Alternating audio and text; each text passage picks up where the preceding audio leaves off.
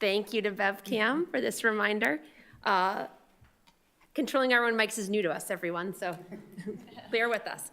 So thank you very much to BevCam for being here, making sure our meeting is accessible and available. We greatly appreciate it. Tonight is a special meeting of the City Council, so we have just 2 agenda items. The first is that we'll hear a presentation and update from the team working on the proposed City Hall renovation project. Be an opportunity for councilors and for the public to hear an update on that project at this point. And then we have a 7:45 posted public hearing. This will be the beginning of a public hearing process on a proposal for the Beverly Public Library main branch HVAC system and needed renovation for that. This will not be the conclusion of that public hearing, and I just want to say that at the outset so that members of the public who are not here, who may be watching, who are here in the room will know that this public hearing will begin tonight and will continue on March 18th, pending a vote from the council to affirm that that will be when we recess this too, so that we have ample opportunity for councilors to have conversation, discussion, and for members of the public to weigh in. So if you are a member of the public and you're here tonight to speak in that public hearing, there's a sign-up sheet on the desk in front of us. You can come up at any point and add your name, and we will try to take a recess between items too so that you can come up and sign up at that point. So with that, I'll officially call to order this special meeting of the Beverly City Council, Monday, February 26, 2024, 7:00 p.m. Ms. Kent, will you please call the roll? Rotundo? Here. Spang? Here. Crowley? Here. Bowen? Here. Sweeney? Here. Houseman? Feldman? Here. St. Hilaire? And Flowers? Here. Thank you very much, Ms. Kent. Councilor Rotundo, will you lead us in the Pledge of Allegiance? I pledge allegiance to the flag of the United States of America and to the republic for which it stands, one nation, under God, indivisible, with liberty and justice for all. Thank you very much, Councilor Rotundo. And thank you as well to members of the public who are here with us or who are joining us via the BevCam live stream. We will go right to our presentation on the City Hall renovation. Mr. Mayor, thank you for being here. I'll leave it to you to kick things off and bring up members of the team as you see fit. Thank you. Thank you, Madam President. Yes, tonight we have with us our owner's project manager from Colliers and our architectural design firm Feingold on the City Hall project. And if whoever's going to speak first wants to come up, I don't know if it's Tony. Yeah, just as Tony's coming up, just a quick framing. We hope that the City Hall project will be before you in the early fall. That's our goal, but sometime during the fall where we'll be requesting approval of a project budget for the City Hall project, and we hope that we'll be able to be into construction next spring. So just a sense of the timetable. The timetable on this project as well as the library project had to be kind of slowed down because of all of the supply chain challenges and equipment cost escalations and labor cost escalations that have gone on around the world over the last couple of years. We had to really kind of step back and revisit these projects before bringing them forward.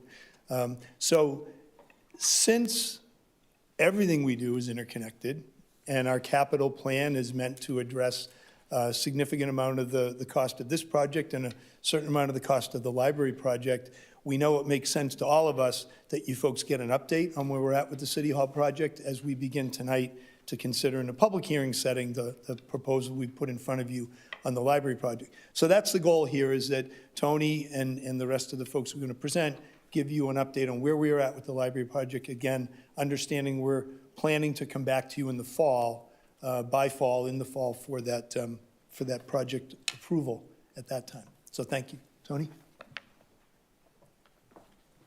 Thank you, Mayor. Thank you, councilors, for having us here tonight. It's been quite a while since we were last before you, and a lot of things have changed, as the mayor said, both in the construction industry worldwide and certainly here locally. When we went through the full needs study and asking every department and every individual employee what their wishes and wants were for a renovated City Hall, as you can imagine, we got quite the amount of feedback. Unfortunately, all of the wants and needs could not fit into the program for the overall project. So what you're going to hear tonight is kind of the review of where we ended up with what those figures looked like for that renovation of putting all of the needs into the bag, right? And seeing what we could fit in the box, if you will, for the funds that were available. We've gone back through that, and Feingold is going to walk you through those slides as far as what we've now pared the project down to, what we continue to work on as major drivers for cost and design impacts that affect both design, construction, as well as the cost of those items. So with us tonight, Jeff Garriga is principal from Feingold Alexander. Tony Sho is a design architect. Jeff Littman, project manager. And with me also tonight, Chad Healy from Colliers that you've met and heard from in the past. So I'm going to bring the design team up. They're going to walk you through the design changes and modifications. We're going to talk a bit more later in the presentation. I'll wrap up with where that impact has taken us with schedule and the budget that we're trying to achieve. We've been working that design schedule throughout the process. We know moving City Hall folks out and back into a renovated building is very important to you all. We've also been working very closely with your chief financial officer in the broader picture of how all of the projects within the city, understanding that we continue to push forward with the youth center while you're dealing and addressing the library changes, as well as planning for the overall City Hall project. So with that, I'll turn it over to Feingold Alexander. Jeff? Do you want us to present here or up there, Tony? You can stay there. Wherever. Tony just stole most of my thunder, but that's okay. I know you have a full agenda tonight. You're going to be here quite a while, so we'll be as efficient as possible. Just to let you know where we're headed with our agenda. I think Tony's going to go through this slide here just a second and remind folks where we left off. We're going to share with you what we've been asked to do. David is going to show us what we've been working on since the reboot over the past couple of weeks. And then Tony's going to come back in and sort of share with us how what we've been working on has affected the program and what we're seeing with the program. I think then we'll share a slide that shows some cost savings, some targeted cost savings, and how we might get this construction cost down. And then, as Tony mentioned, there'll be a schedule update and a financial update. So with that, I'll turn it over to Tony to go over where we were. I'll speak from here.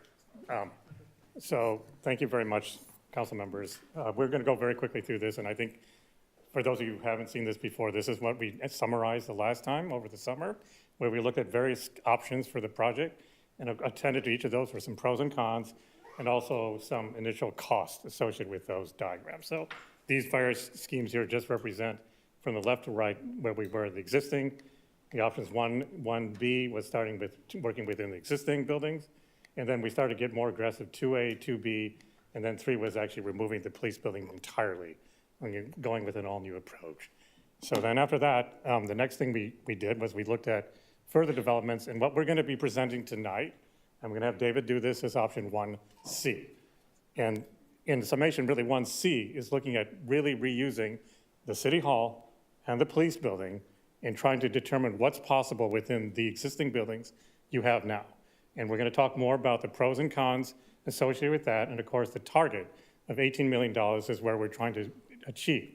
So we will come into more details about this, and I'm going to have David lead you through the plans, but this is where we are tonight. So we're going to share with you option 1C.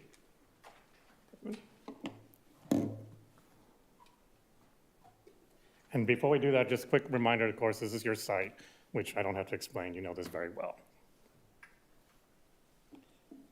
Thank you, Tony.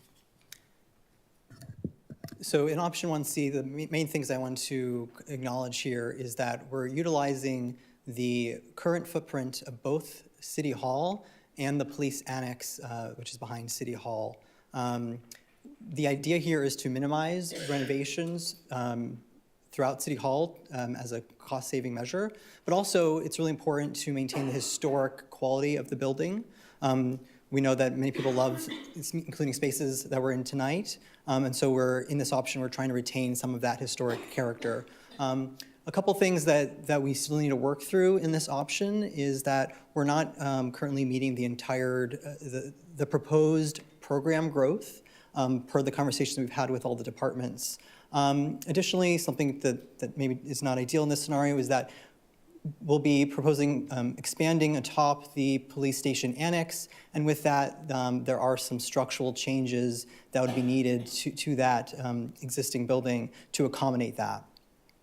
And as we continue to talk about this option, I just wanted to acknowledge some things that we do still need to kind of consider. First is the existing parking lot in the back. Currently, there's not an accessible entrance there, and in our proposal, we are showing one. So that's something that wants to be considered if there's two entrances into the building, one in the current front entrance on Cabot Street, as well as a new one in the back. Adding a second elevator in our proposal does that. There are some setback questions as well, giving the context.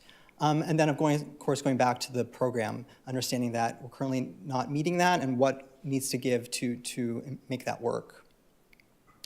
So I'm going to walk you through each level, talking about kind of what we're currently proposing.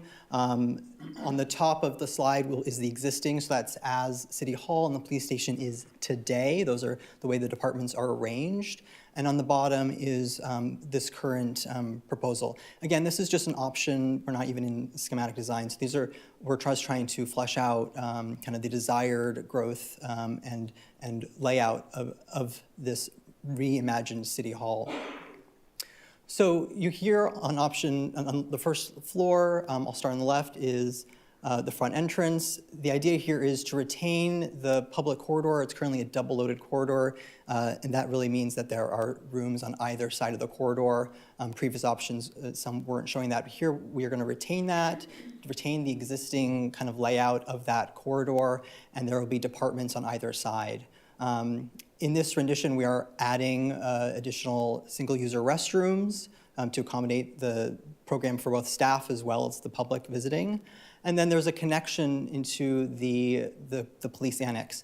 Currently, the police station is 2 feet lower on the first floor than the City Hall. And to enable the connection there, we are creating a ramp, that is an accessible ramp, to work across those 2 feet of elevation change. Again, this will be accessible.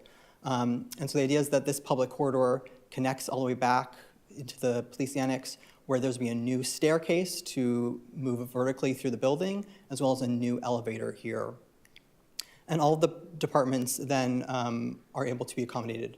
You'll see as we move up to levels 2 and 3, we are stacking the single-user restrooms on levels 1 and 2, as well as some conference rooms and some staff spaces in the back here. And here on level 2, you'll see that, again, we're retaining that the double-loaded corridor, including the historic stair and the existing location of that elevator in City Hall. In this option, being that we were able to expand into the police annex, we're able to accommodate the desired growth in many of these departments, and you will see here, including inspections, which is currently off-site, and able to grow to their desired growth. Again, we have a level change between the police annex and City Hall. This is roughly a 3-foot level change, so this is a much longer ramp, but it's again an accessible ramp to connect the 2 buildings. And you have additional spaces for the new departments and additional spaces for conference rooms in the back. Now on level 3, you'll see that it's many ways the City Hall portion we're trying to retain as much as possible. We know how much these council chambers are appreciated in terms of its historic character, and so the idea is that it would be retained as it is today. In addition to the council chambers, the mayor's office will remain in its current space with some growth across the hall. and there will be 2 committee rooms. One of them is the existing committee room that's currently in place. So here we're trying to retain the character, the layout as much as possible, especially on level 3. One thing I do need to note about the city council chambers is that being that we're dealing with an existing building and we're creating, expanding in up top the police annex, one element to be aware of is egress. Due to occupants on either end of the council chambers, the doors will need to remain unlocked at all times for double egress, and the doors will need to be modified, at least the doors in the back here, to be double doors, each panel swinging in opposite directions for egress. I will note in this scenario, level 3 is a new level entirely in the back of above the police annex. Currently, there is no level 3 there, so this is an entirely new expanded space on level 3. And then I want to bring you down to the basement level. A couple things I want to note down here. In this option where this is all staff only accessible, so it's not a public corridor back here. Currently, there is quite a number of department storage in the basement of City Hall. It is not code compliant based off of the current height of the ceilings there. And in this option, we are proposing this is an unoccupied basement. We believe it's too cost prohibitive to dig down and enable added structure to make that head height appropriate. And so that area is to be unoccupied. However, in the police annex, we're able to move all of the department storage that is currently in the basement. And the IT department would remain as it is, and we have an expanded space for mechanical equipment. So this is just a high level looking at all the levels together. I just wanted to reiterate retaining the double loaded corridor within City Hall, expanding into the police annex. This allows the departments to grow as the desired and the need for the city to operate, and enables connection between the 2 buildings with accessible ramps connecting the buildings. And then lastly, I want to talk about essentially in the rear, and what happens is that currently the rear entrance is not accessible, and to do that, we would need to add a ramp, again, to maneuver those 2 feet of elevation change. That would require removing or reconfiguring parking. Currently, many public parks here and has to maneuver around to the front of the building. This would enable direct access into the building. And so just want to acknowledge the importance of making that accessible, but that would limit some parking. I'm going to pass it on back to Tony. So this is not an eye chart. I'll just give you the broad view. So the way this is working is that the columns are organized in 3 stacks. On the left, this is your existing City Hall now. In the middle is this option 1C we've just shown you. And on the far right, this was the program that was developed originally last summer in June when we developed those multiple options. And the key takeaway from this is as follows. So within your existing City Hall building, not including the police annex, basically you have about just a little over 24,000 gross square feet in this building now. And these departments all, when you add all this up right now, up to this point here, which says total department work area, that includes all those areas that we were just organizing plan, is about 9,700 square feet. And then there were other things in this building, such as common areas, meaning circulation, utility, storage in the basement. When you add all those numbers up, you're just a little over 20,000 square feet. Then we have what we call the grossing factor. This is literally what happens when you begin to just not take the departments, but you got to increase the area for circulation, things that are not counted here like toilets, elevators, stairs. This is like a 1.2 ratio. That's what gets you to your existing gross area of 24,000 when you multiply that 20,000 by 1.2. So this is what you have now. In the middle, this scheme basically is where we are at the moment. And the bottom line is this, is that when we look at the departmental gross area, we've increased roughly 50% from 9,700 square feet to 15,486. So it's not an insubstantial increase, but embedded in that are two departments which we're bringing over, which you don't have here now, which includes, of course, the bringing over of the inspectional services and the health department. So these two departments alone constitutes almost 3,500 square feet. So it's a pretty big number that we've had to absorb into the new. Then when we come to the bottom line down here, is that all of this together adds up to 24,000, which includes common areas, utility spaces, departmental. So on paper, it looks, well, that's not too bad. It's like 4,000 difference. But actually embedded in that is a little bit more detail. So the total build out of the scheme that we just showed you is a little over 38,000 gross square feet. So this almost represents a 50% increase in the size of the building from what you have now when you incorporate the police building. And part of that is that the City Hall, again, is the 20,000. The police station itself is 12,000. Then we're adding an additional 5,000 when you add that additional floor. And the end result of all of this is that this represents, a not insubstantial growth, but we're still not where we originally were targeting, which is the far right.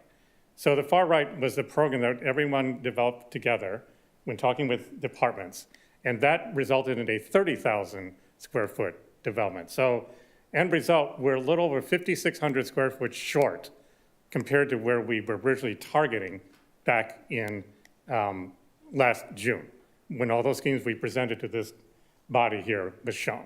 So what this really means is that some departments we can fulfill to full targeted program, but others we're going to be shy of targeted program.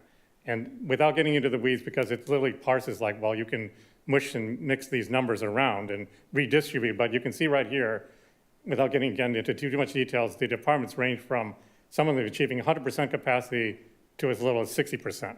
So this is where we're going to have to come to some critical decisions eventually, which is going to resolve what we can actually achieve for you within the buildings versus what you originally were trying to target. And this number here, again, without getting too much into the weeds, this is what this all represents. So I just want to share with you what this study today is bringing you. We are achieving a lot in this police annex addition, but we're not at 100% of what you originally wanted. I'm going to turn this next few images over to talking more about the cost, unless there are some questions here, but at this point, keep going. Sure.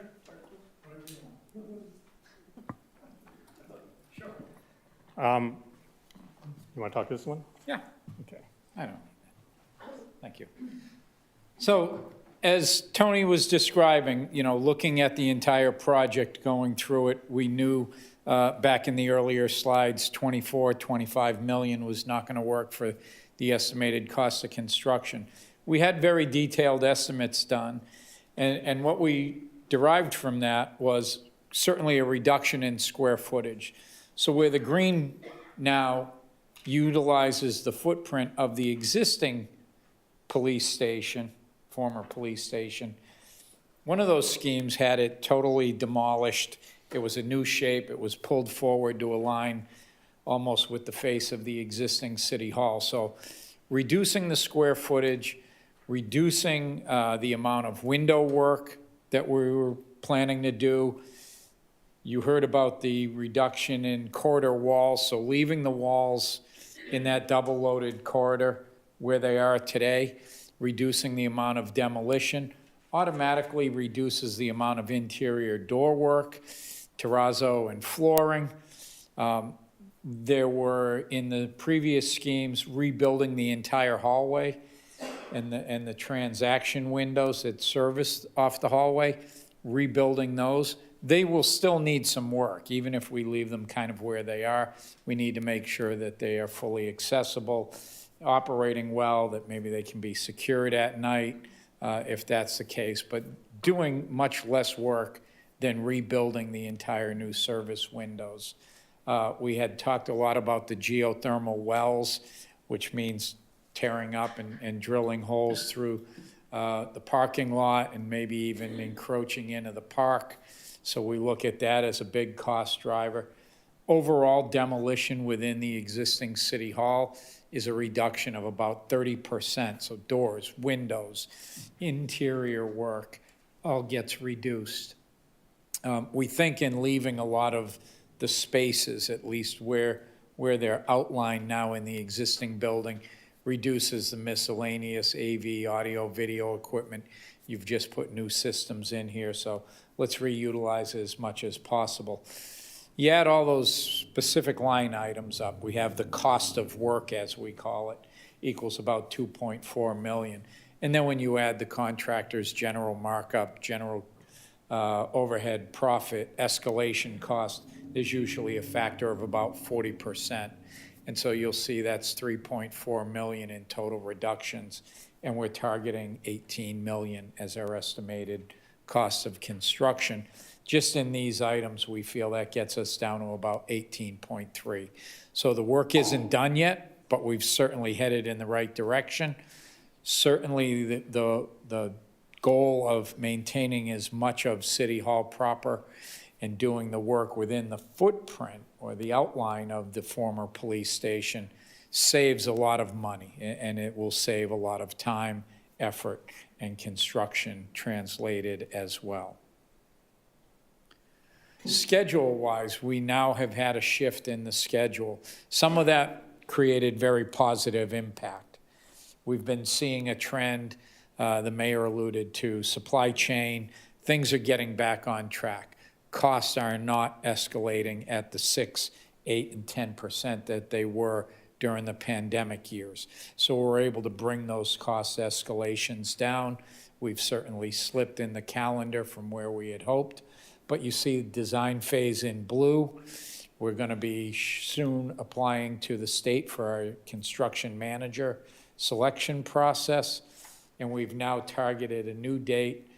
Moving out of City Hall is not an easy task, and I think you've probably all been hearing a lot about what it takes to do that. So we've put a star on April 2025. If we can vacate by then, that gives you a significant amount of time right now to plan all of the file work, all of the relocation work, vacate out of here. We'll have a CM on board probably by June, construction manager, that will be able to start with early bid packages, early long lead item procurement, those types of things that we depend on a construction manager for. So hopefully, if you're out earlier, that's great, but by April, vacate City Hall, design and construction documents and drawings will all be in place at that point. So you're looking at an 18, 19-month construction schedule starting in May of 2025 and returning you to City Hall proper, hopefully by the end of 2026. Costs in the columns A and C, you see we're targeting the 18 million. Previously, those initial slides that we saw as presented for the first kind of run through of design were at 23 and 24 million. Our last real estimate number was 19.1. We're still trying to get back down to 18. We think with the targeted reductions that we showed you in the previous slide, certainly get us down closer to that 18,303 with still some work to do. But even at that column F brings us in at 24.9 million. We've now gotten within the range in working with Bryant and the rest of the projects that you are going to have going on in the city. We're now at an achievable goal, right? We think we can bring that in. And so we still have a few $1 million to track there to get that down even lower. Hopefully our target is somewhere at 23.5 million in column C. We're $1.5 million off right now, but as I said, we've got targeted savings that we are actively seeking to hone in on and to get better handles on the overall costs of those items so that we know exactly where we are. But as of today, this presentation, we think we've got a good approach on overall reduction. less overall contract and construction impacts here at City Hall. We think we've got about $1.5 million out of our $3 million that we could easily target to bring the project back into that range. And with that, I'll open it up to questions. Thank you. Madam President, if I could, Please. just a couple of clarifying points. Tony's working with these numbers all day, every day, so I want to make it clear. There's a construction cost and a total project cost, right? Tony keeps talking about getting the construction cost to 18 million. The total project cost, help me out, is about 24? So there's the construction cost and the soft cost, right? So the total project cost, we're trying to come in at or under 25, right? When he was talking about the numbers earlier on being in the 24 to 25 range, that was construction costs with a total project cost getting up over 30 million, which we can't do, right? So that's an important point just for clarity. And I just want to point out, you know, the goals of this project are to get our staff and the public a space that better serves all of us, right? When you look at the way things were designed and where we need to go, we're going to get all of our staff better workspace than they have today. And we can do that without as many square feet as is showing on there. We also can, so that's for their own office space. Then there are a number of meeting rooms and conference rooms and break rooms that all would be nice, and we're going to hold on to as much of that as we can. But I think the point is that we will do with less of that total square footage because we need to, and it still will provide a much better both working environment for our staff and experience environment for the public coming in and interacting with city government for various purposes.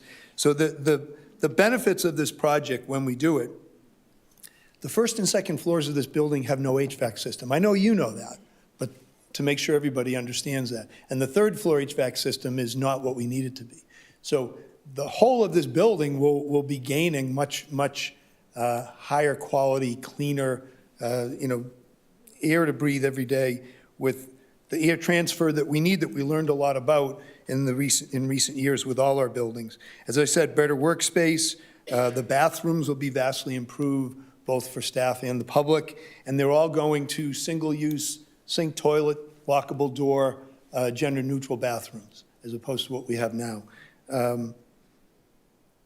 So just wanted to make sure I shared and then the last piece is you know this because I've shared with you folks, and I want to make sure everybody understands. We've spent the last several months working with the state to get to the point where we know we can use the dollar store building for our needs for city offices during the construction. There was some question for a period of time with the new building code. We were able to get agreement from the state's Department of Energy Resources that our use is appropriately seen as a temporary use that doesn't trigger the new building code, which when we're done with the building and we sell it, whoever comes in is going to have to meet that new building code later. So just a few thoughts to keep in mind with that. Thanks. Thank you very much, Mr. Mayor. Councilors, we have just about 10 minutes before our public hearing, and this won't be our only chance to discuss this project, but it is a chance to ask if you have any overview kinds of questions. Councilor Feldman. Thank you. Councilor Feldman, will you push your microphone? Thank you. Right. I have one question, and it's about the parking, because I'm noticing that we have a reduction of spaces no matter what, and we have more departments in the building, and I'm not here a lot during the day, so I don't know how much of an impact that is to employees. If we have more employees using the building, is the parking lot as is even adequate for our current staff? And if so, what does that mean for a reduction with more a reduction of parking? More staff, more visitors from the public as well, you could expect. I think, there's a lot of business people do with city government without coming through the doors here, but there will continue to be people needing to come through and wanting to come through the doors. So a couple things. We're planning to bring back 2 departments that have vehicle fleets, inspectional services and health. Modest-sized fleets, but we could see between those 2 departments as many as 8 to 10 vehicles eventually. By that, I mean city vehicles, for them to use as inspectors, health inspector, other building, plumbing, electrical inspectors for their work during the day. So our expectation and plan is that we're going to need to look to other city-owned parking within the downtown for overnight charging for those vehicles. Eventually, they'll all be electric. Overnight charging, and for, in the morning when staff come in from home with their personal vehicles, if that's how they commute to work, they'll be able to go to that lot, pull that inspectional vehicle out and leave their own vehicle there during the course of the day. So that'll be a piece, right? We'll have most of the parking that's here now. And then there's, as there has been for decades, right, a lot of people visiting City Hall will park along Thorndike, around the corner. I'm blanking on the street, but we use it every day, up and down Thorndike, around the corner, on Cabot, as needed. All set, Councilor Feldman? Yes, Thank you. Thank you, Mr. Mayor. Councilor Bowen? Thank you. So one quick comment and one quick question. Comment, just, I think this reduction in space looks reasonable to me and would love to ensure that the cuts to any of that miscellaneous AV equipment don't make it harder to use this space for hybrid work in the future, because I think making this space more flexible workspace for departments that grow and may have more staff but don't necessarily need more staff at permanent desks every single day, 9 to 5, Monday through Friday, would be great. So thinking of this space in that flexible way, and seems even more necessary if we can't get all the bells and whistles. So the question is really around how the timeline adjustments may impact the use of the dollar store or Family Dollar property, and what that also means for the financing of that piece.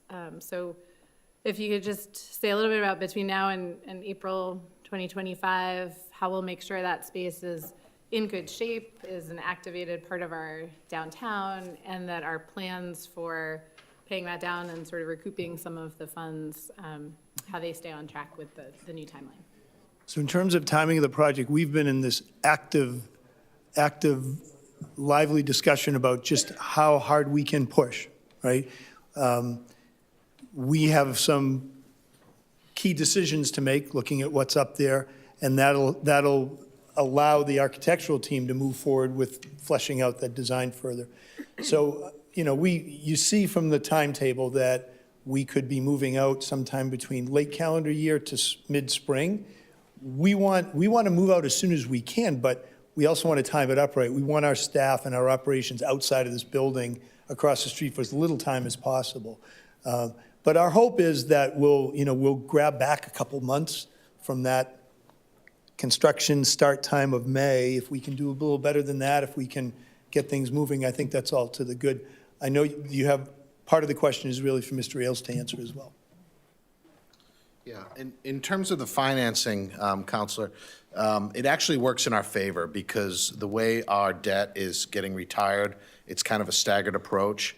And between this project and the other capital projects that we're looking to borrow some funds for, we can layer it in a way that maintains a level debt budget and doesn't spike the debt budget. So this proposed, well, we're not there yet, but eventually we would be coming for a loan authorization for this project.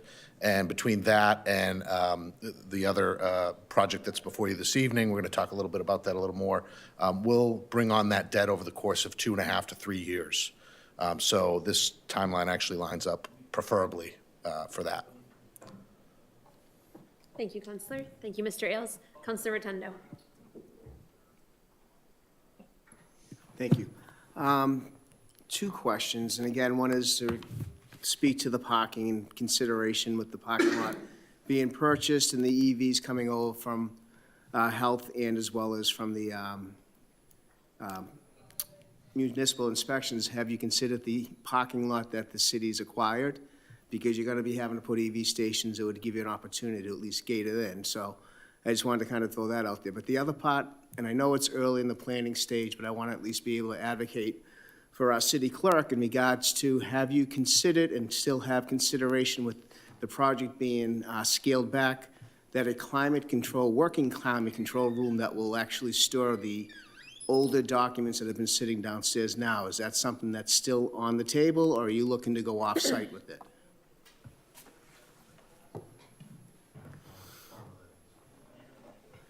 So Counselor, on the storage for vital records, I think both those options are still on the table.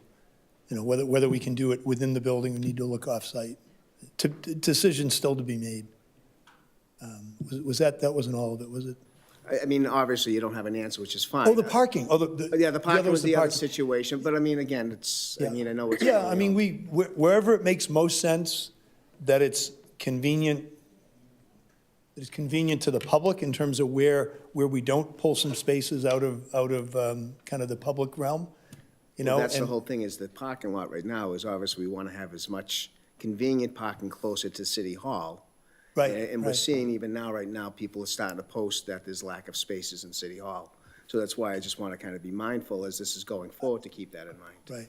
I mean, this number of spaces that you saw in the renderings, we can work with, because we had fewer spaces to work with when most of the police fleet was on site here as well, right? And we won't try to garage the inspectional services and health fleet vehicles on site. So that'll be helpful. And as you said, where we go with them, whether it's the barrister's lot, whether it's the lot behind the dollar store, whether it's over here, we have options. We can go all to one place. We can spread them around. But all to be decided still. Thanks. Thank you. Thank you very much. Counselor Spang, and this might take us right up to our time, but knowing we'll have other time to discuss. Counselor Spang. Thank you. I just had one question to follow up on Counselor Bowen's. I get a lot of calls from people asking about the future of the Family Dollar store. So is there any plans in the interim to make that space more vibrant for the downtown until City Hall can move in there? Thanks. So thanks, Counselor. A couple things. One, there's supposed to be starting some artwork on the exterior of it to spruce it up some. Two, we're going to need to begin the fitting out of it soon, so there'll be activity to see there. And three, separate from this, will come up as we start the public hearing on the library project. However we move forward, whenever we move forward with the library, we're going to need to have some satellite library capabilities, which we're looking at the rent-a-center piece of that storefront for, and that would be sooner than we will be looking to occupy for city offices. And then last point on it, we've talked publicly, we have a couple thoughts in mind for that space. One is, as soon as we can feasibly do it, to RFP development rights over the parking lot behind it for affordable, a modest size, probably 50-unit affordable housing for individuals and families. And then when we're done with the existing building, we'll be looking to RFP that and sell it off. The zoning requires commercial retail, so that zoning is in place. And I said we would do this, I committed to it. We'll have a public process in terms of how people want to see that RFP'd out. What are the things that we're willing to see, looking to see happen in that space as a community? Thanks. Thank you, Counselor Spang. Thank you, Mr. Mayor. As predicted, that brings us just about up to the time to open our public hearing. So counselors, thank you for your questions. Thank you to the team for the presentation and the update. We'll look forward to hearing more as things continue and having fuller discussion as the council as well. But thank you very much, all of you, for your time this evening, for coming to offer us this update and a look at option 1C. We appreciate that.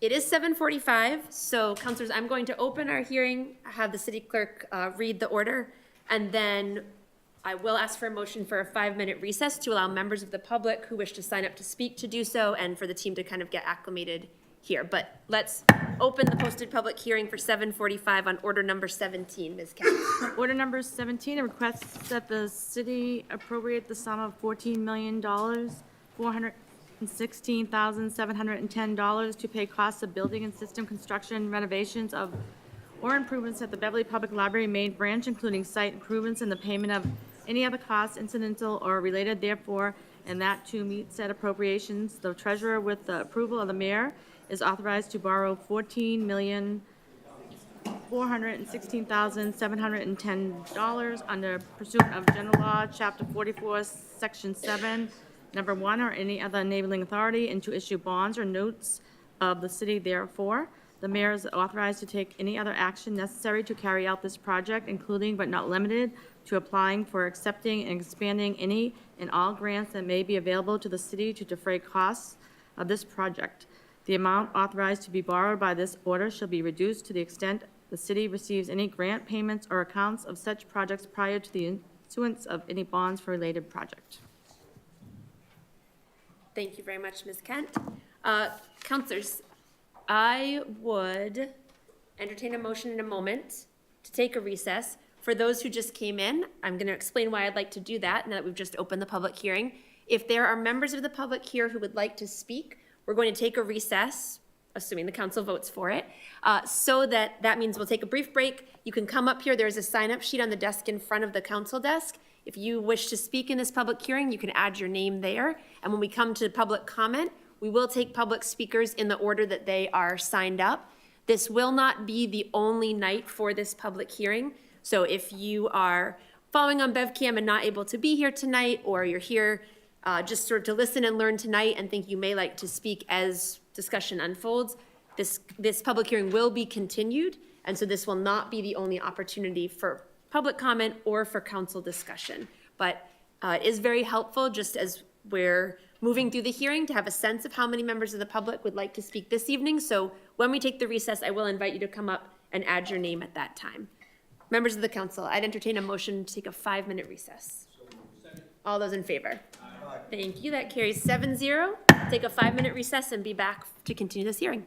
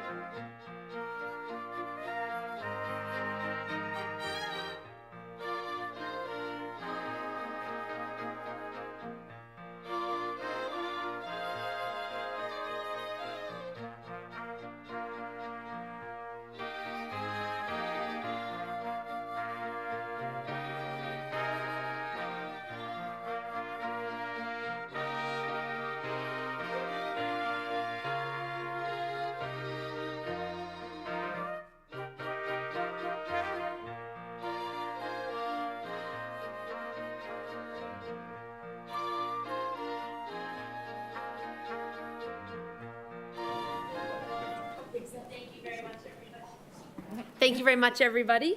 I'll call the full council back to order so that we can pick up our public hearing on order number 17, which our city clerk read at the opening of the hearing. Thank you to members of the public who have added your name to the sign-up sheet. I will leave it here if someone does want to come up and add their name. And as I said, there'll be another opportunity when we continue the hearing as well, so this will not be the only night for public comment. We'll begin with some information and presentation. Mr. Mayor, thank you again for being here with us, and I'll turn the floor over to you to open things up. Thank you, Madam President. Thank you, councilors, and everybody who's in the room and watching at home.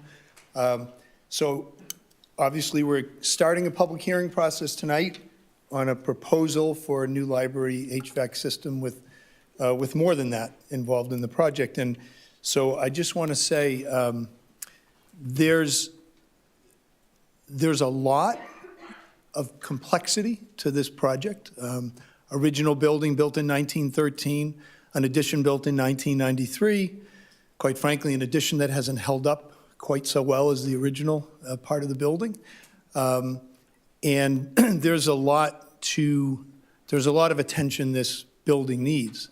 So I'm going to turn it over pretty quickly to our project team, and I'm just going to give you a quick rundown of who's who, and there'll be numerous people presenting to you on different aspects of the project. We have prepared for you some side-by-side cost comparisons between different ways of doing this that we've considered along the way. We believe that what makes most sense for this building and for this project is a geothermal replacement system. And you'll see that there's a lot of scope to this project that is beyond the HVAC system of necessity. So anyway, it's there. We want to make sure that everybody gets as much of an opportunity to kind of look, listen, digest, tug at, ask questions. I know that in talking with the council president, we worked to try to ensure that this process is done the right way. I mean, you folks won't be ready to vote until you're ready to vote. We're not ready to ask you to vote. There's a lot here. We have a fairly lengthy presentation of necessity. We expect that when you kind of had your fill tonight, when the hour comes tonight, you'll, I think you said earlier too, Madam President, you'll be continuing recessing the hearing until March 18th. Our hope is that that night you may find yourselves ready to vote, and if you are, great, and if you're not, then likely it would be recessed one more time into the first April meeting of the council. There is information that will become clearer to all of us. We've discussed this. There's a significant tax credit to earn through this clean energy project that U.S. Treasury has yet to put out final guidance on. We've been waiting for that final guidance since last August. We have hopes it's coming soon. It will help bring into, I think, clearer focus the true costs of the geothermal versus the other projects. You also know we're carrying a number at present in the projection of $4.3 million as a potential tax credit payment back to the city.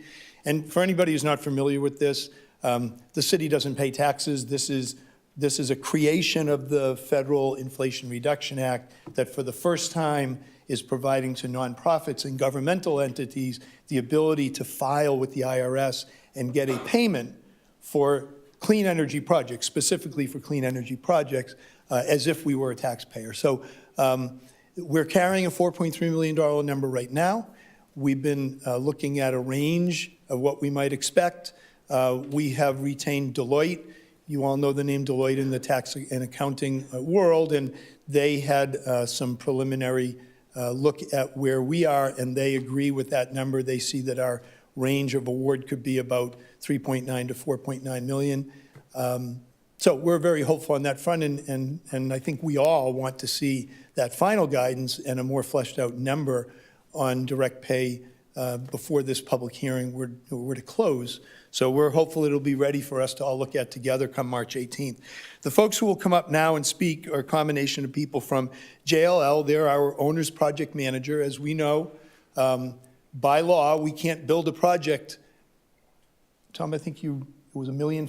Yes. Anything over $1.5 million, by law, we need an owner's project manager. So we have an owner's project manager, that's JLL, the principals who are working with us are Tom Ellis, who is here tonight, and Barbara Spirito-Liozzi. Then B2Q is our architectural design firm, and Paul Banks and Joe Boisvert are here from B2Q to present. They have brought on 2 subcontractors, Maria Mulligan from WJE, which did some evaluations of the buildings, and Larry Lessard with Achieve, who is the sub on the geothermal wells. Then we brought on Consigli as our construction management at risk firm. Mary Beth Bigelow and Kailash Viswanathan, and I apologize on pronunciation, Kailash, will present from Consigli. After that, you'll hear from our own DPS Commissioner Collins, Mr. Ailes, and Mr. Chiani from our finance department, and Ms. Keefe from sustainability. So everybody will be coming up one after the other here, and we appreciate both your time and your forbearance, because there is a lot to share and understand. Thank you. Thank you, Mayor.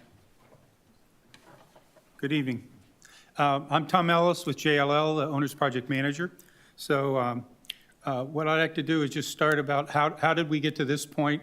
And as the mayor mentioned, the process for procuring services for a project over $1.5 million requires Owner's Project Manager. So the feasibility study that was done by B2Q initially started off the process. It identified a general scope and direction and options of work, but it did define the project was going to cost more than $1.5 million.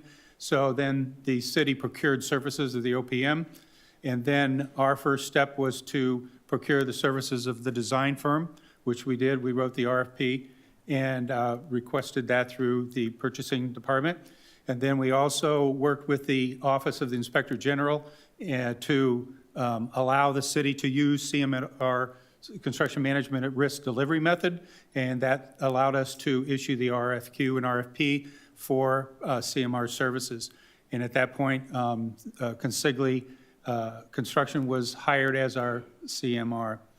And so that actually has, throughout this whole time, we've been designing the project, doing site investigation, and then getting to this point now where we've done cost estimates and preliminary schedules. So that has brought us to this point in the schedule.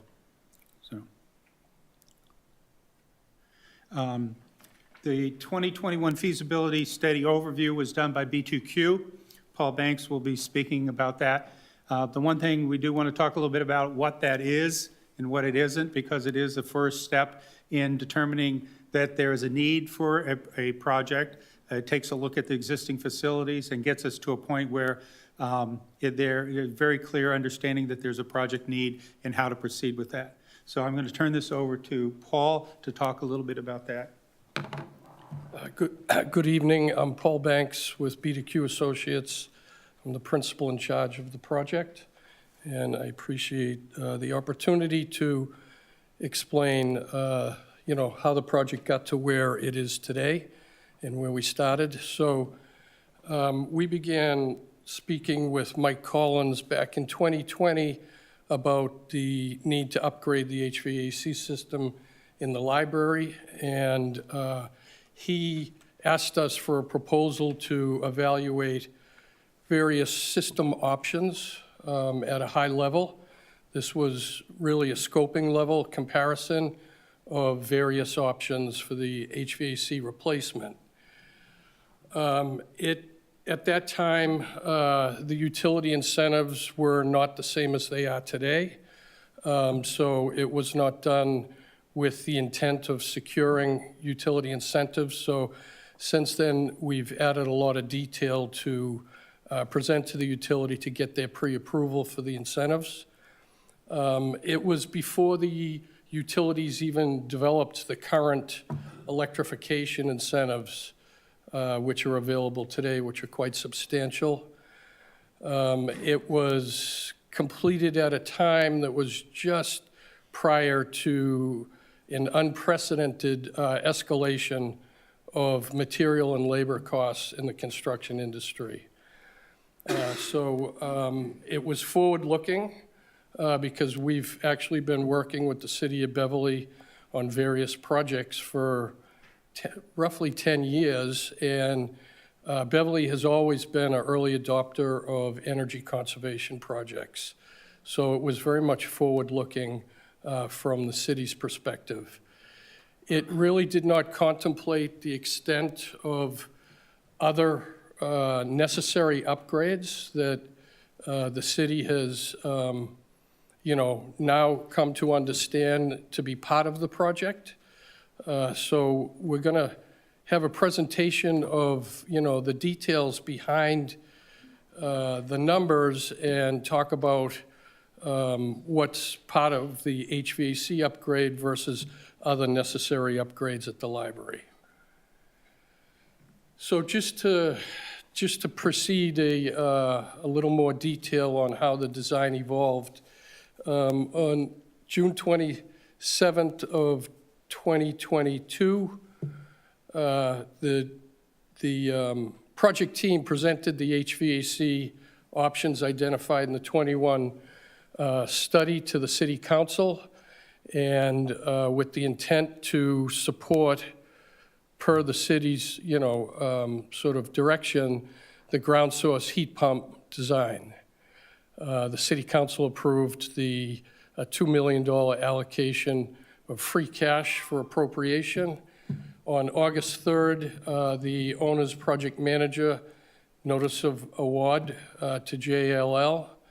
November 17th, B2Q was selected through a qualifications-based selection procedure in accordance with statutory requirements. January 11th, the schematic design was provided to B2Q to begin the schematic design. So we had a notice to proceed. We began our initial work evaluating two different geothermal options. One would have been to replace the rooftop units in the library with similar type of equipment which, interfaces with the geothermal wells. And, initially that was thought of as a less invasive project. That changed as we proceeded into the schematic design. And the second option was to not put the equipment on the roof, but to have distributed water source heat pumps throughout the building that would interface with the geothermal well field. I wanted to mention that, the very first thing that we did when we began our schematic design is we held 4 to 6 meetings, with the library staff, with the engineering staff of the city of Beverly, with the mayor, and we fleshed out what we refer to as the owner's project requirements. So the owner's project requirements is a critical step where the owner, meaning the city of Beverly, talks with us. We have discussions, dialogue around what the city is, really wants from the project. So that was the very first thing we did, was sit down and hear from the city about what they wanted in the project. Then we began, once we understood more what the city wanted, we then, began to bring on other consultants to investigate the building envelope. We developed a spec for a geothermal test well where we could actually identify the thermal conductivity of the bedrock at the library. And then we solicited proposals to have that work done. And Larry will talk about that in a little bit. So other tasks that we accomplished was that we brought on a professional cost estimator. This was before Consigli was involved in the project. And they took our schematic design and did an independent cost estimate of that. Once Consigli was brought on board as the CM at risk, they used the schematic design as well to provide a cost estimate for the project. I'm going to turn it over to Joe Boisfit, who is our project manager, to take you through a little bit more detail on this. It's not advancing. Thank you, Paul. Good evening, everyone. Thank you for your time tonight. Very excited to dig into some of the details related to the owner's project requirements, as well as some of the technical details for the decisions that were made along the way. But before doing that, I just want to introduce everyone to our project team. We have a very robust team of experts under the B2Q umbrella, just a few of which are here tonight, but to name them all, we have Achieve Renewable, who's our geothermal expert, E3I Engineers, who is our electrical engineer, WJE, who's our architect as well as building envelope consultant, BMC Engineering, they're our structural engineer, Howe Engineers, they're our code consultants, both on the building accessibility side as well as the building code side. We have Fernandez Associates, who's the fire protection engineer, Samiotis, who's the civil engineer, Hammer and Walsh, who's the landscape architect, TCI, who's the independent cost estimator, and Linden Preservation Services, who's the archive preservation specialist. So I'd like to take some time and, as Paul mentioned, just dig into some of the owner's project requirements that were established at the forefront of the schematic design phase. So when we were digging into the owner's project requirements, we classified them into 3 different groups: high priority goals, medium priority goals, low priority goals, as well as the identification of existing issues in the building that should be corrected as part of this project. So the first and foremost, the high priority goals, we had a number of them. Number 1, of course, was replace the failing mechanical equipment.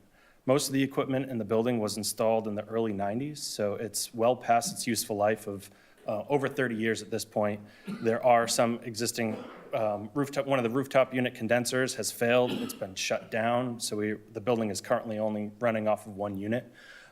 So we wanted to design the project to upgrade as many failing pieces of equipment as possible. Second goal was full building decarbonization, which in our eyes, or the project team's eyes, is to eliminate the regular consumption of fossil fuels from the library, and that's exclusive of the building's emergency generator, which would remain on gas as it presently is. The project schedule was deemed to be, we wanted substantial completion by the end of 2024. Another primary goal was to minimize energy use and operating costs as much as possible. So that's installing the most efficient system where feasible, and also upgrading elsewhere in the building that will improve the energy efficiency of the system. Next goal, improved indoor air quality. So especially after the times of COVID-19, we wanted to design a system that would have improved air filtration and ventilation, as well as some additional features for dehumidification, both at the primary system level and the individual zone levels. And the last goal, high priority goal, was to minimize disruption to the library operations as well as the nearby community. So what we initially considered when we developed the schematic design narratives and sketches was a phased construction approach. So this had some additional complexity that is now not included in the design development documents. We had to route some dedicated ducts in order to keep the library occupied while construction was going on. So after we developed the cost estimate at the end of the schematic design phase, we learned pretty quickly that there was a big cost premium to going with a phased construction approach. So that was eliminated, and the city decided to go with unoccupying the building during construction. So a summary of the medium priority goals. First was envelope improvements. And so envelope improvements are viewed in a couple ways. The first way is to upgrade components in order to minimize energy consumption. But one of the first things you want to do in building electrification projects is improve your envelope as much as possible in order to reduce the peak demand, which in fact reduces the size of your systems. So not improving the envelope has a cost premium with larger geothermal well field as well as larger mechanical systems. So our goal was to evaluate which envelope improvements were the most feasible and would have the biggest impact on the project. And we'll talk about it later, but we think we've identified the 3 options that are most impactful to the project design, and a number of them were deferred to a later date. Next option was, or goal, was to maximize the existing floor space. So the library really didn't want to carve out any area or lose floor area for book stacks or offices or anything for mechanical rooms. So our goal was to reutilize existing mechanical rooms wherever possible and install equipment above ceilings. So very early on, we had a detailed. The next goal was redundancy. So redundancy means installing multiple pieces of equipment in the event that one were to fail. You could shut that piece of equipment off through a disconnect, run the second piece of equipment so you can avoid downtime.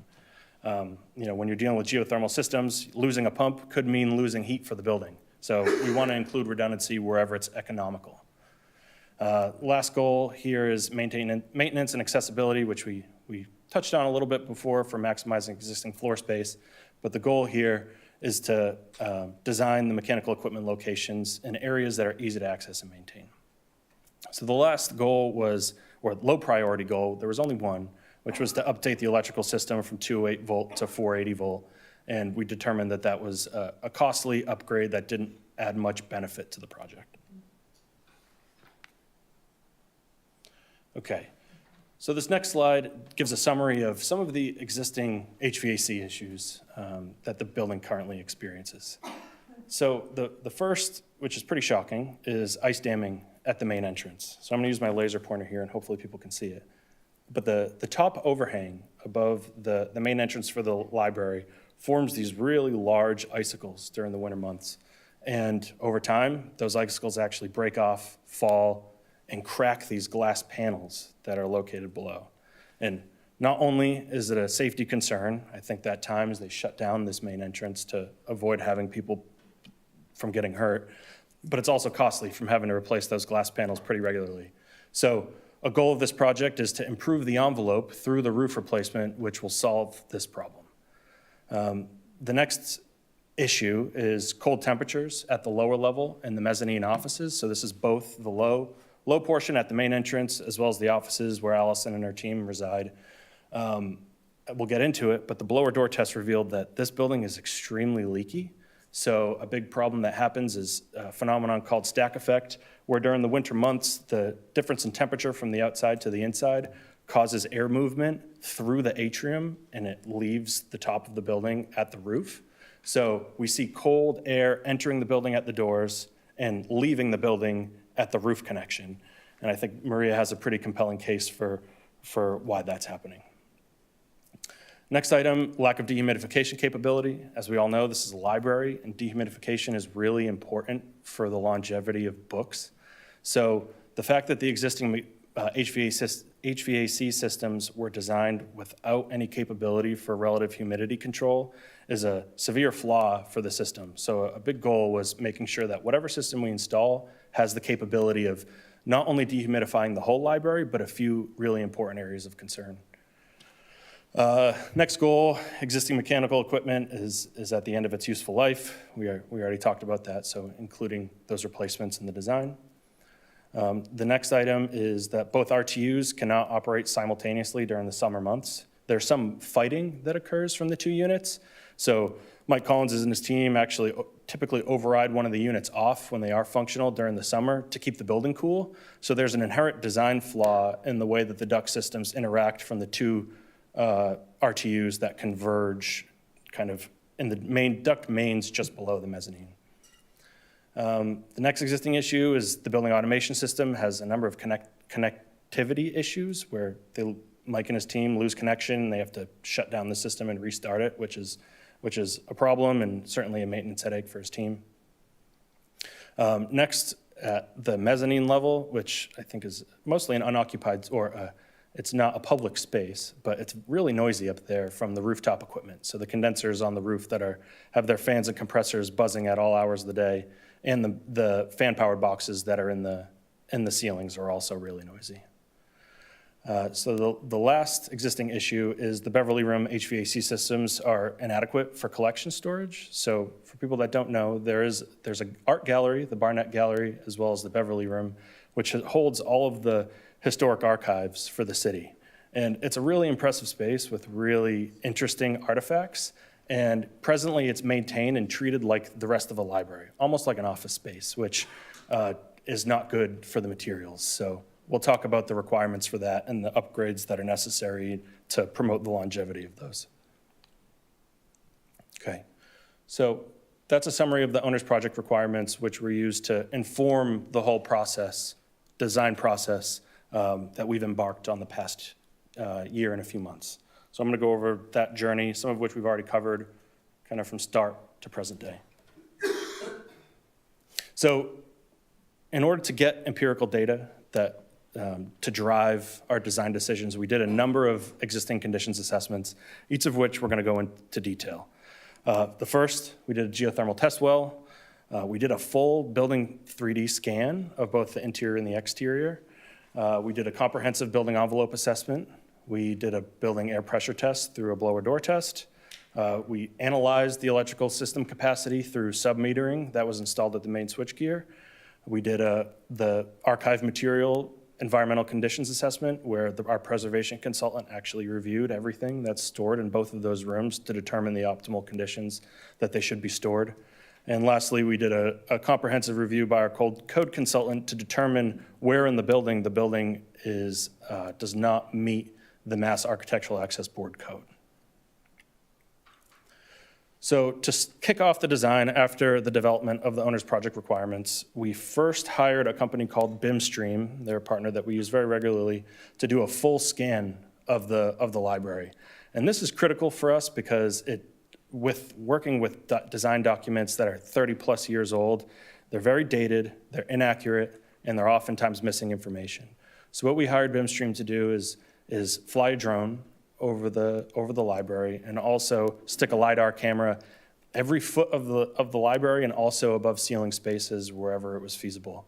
So they were tasked with developing a complete 3D model of the building, and we included not only the interior but the exterior. So these two images are some beautiful renderings from their work, and that's the basis for the design development package that we've issued 2 weeks ago.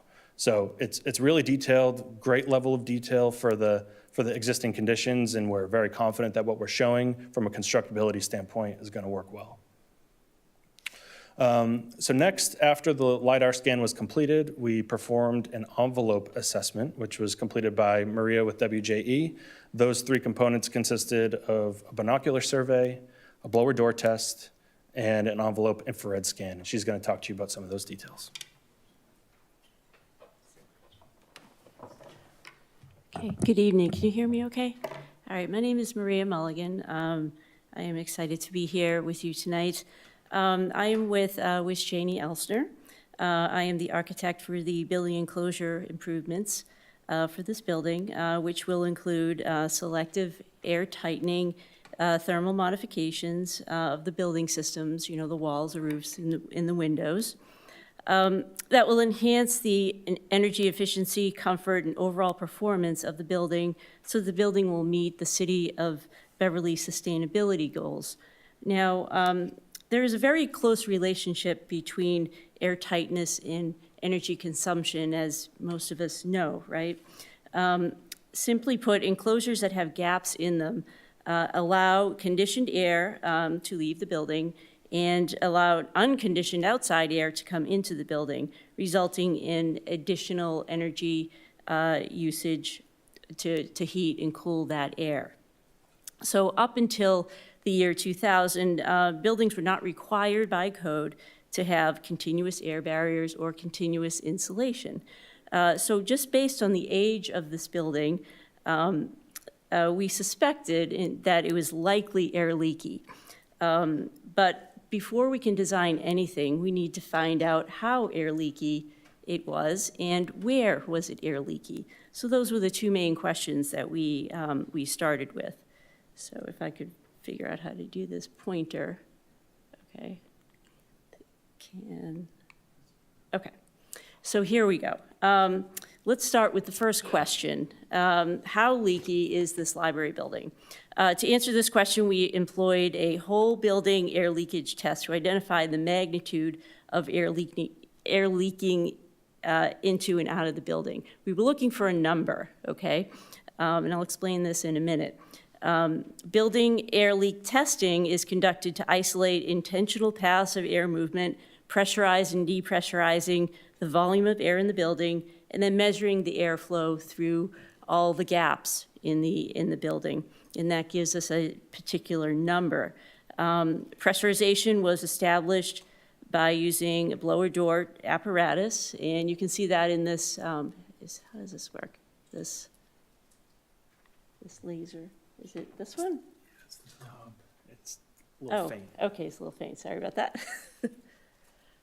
Okay, so this first one, this is a blower door air test. So we put this in a couple of the doors, we moved air inside and outside of the building, and before we did that, we actually wrapped all of the mechanical equipment and some of these louvers. We wrapped them, took a reading, took all of this plastic off, and then took another reading, and then you get a number. This took us, the better part of a full day, about 10 of us, to kind of do all of this incredible work. And then what you see down here is the air leakage rate benchmark comparison. So what we found out was that, yes, it's air leaky. This is what we expected it would be, but we didn't know how much. So these numbers down here, actually this one, which is a little bit faint, says 0.40. That is a new building code. That's like the code maximum for air leakiness. So we're about twice as air leaky as code. Now, this is stuff that we expected would happen, but it's kind of nice to have a number. And then the second part of this this exercise was to find out where was it air leaky, and this is where we actually learned a bit more about this building. You can see here we started doing this by doing a diagnostic infrared thermography study. It's an IR camera. So what an IR camera is, it's a digital tool that allows you to read variations in surface temperatures. And this is helpful for us to identify abnormally hot or cold spots on the interior and exterior. And these anomalies indicate where we're losing heat and thus energy loss. So you can see in the left hand, the bottom left, you can see this colorful, I don't know why I can't get this thing to work. You can see this colorful photo that shows, yellow and red and purple, and all of those colors tell you something. Like these stripes in the wall, those are studs. That means we're losing a lot of heat through those studs. You can see all these at the perimeter of the windows, these dark colors. That means you're actually pulling in a lot of cool air from the outside. So these are tools we use to kind of figure out where are the gaps in these buildings. So this one is actually a better illustration. So we took these photos from the inside and outside, and what we found was basically the top of this building is where we're losing a lot of heat, especially where all these sloped roofs are. And this image is where you had the ice damming issue, right? You're actually losing a ton of heat through where the wall meets the roof, which is not tight, it's just rather open. And then what you see down here on the left, so after we did this, we realized that this is where we should focus our energy. These sloped roofs, and changing the roofing so that it's it has insulation in it and air barriers, tightening up that joint between the wall and where the roof comes in so that you're keeping the heat and air conditioning in the building and it's not just flying away. So these are tools we use. And so how do we fix this, right? So now we're in design development and we're starting to dive into these details. And we're addressing it primarily by replacing the roof on the sloped systems, like I said before, with continuous air barriers and continuous insulation. And we're sealing that wall to roof condition.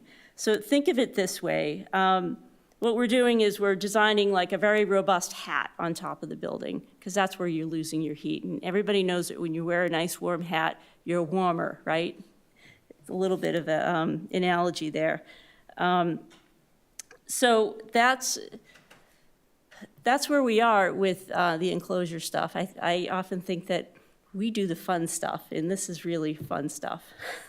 I want to just say one more thing about this library. Every time that I've come back to do a study or to meet the librarians or to talk to the mechanical people, this library is so well loved. There's always people in this library, and I think this is just a fantastic project. And not only will these improvements benefit the people of Beverly, but this will be a great project to for other towns to use as a model to go energy efficient and to upgrade their building for the future. So, thank you very much. On your last slide, you had a chart down on the bottom right, and Oh, it had ma'am? black numbers, except for the Ma'am? building standard. It was a Ma'am? white number, I That's couldn't right. read. Right, use .4. 0.4. Yep. Thank you. And just a reminder, I know it's difficult, but we can't have a lot of crosstalk during this part, so if we can just have the presentation, and then if there are questions, we can take public comment Right. At that point. Thank you. I almost forgot. I had one more slide. Silly me. This shows, this is a diagram like if you cut the building in half, you can see these big arrows above where the soffits are, and that's where air is leaking out of the building, and where the windows are, and where the walls come up and meet the sloped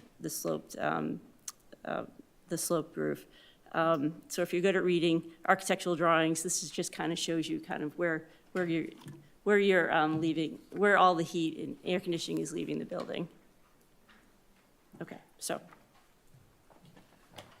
Thank you, Maria. With that, we'll turn it over to Larry with Achieve to discuss the geothermal test well and formation thermal conductivity test.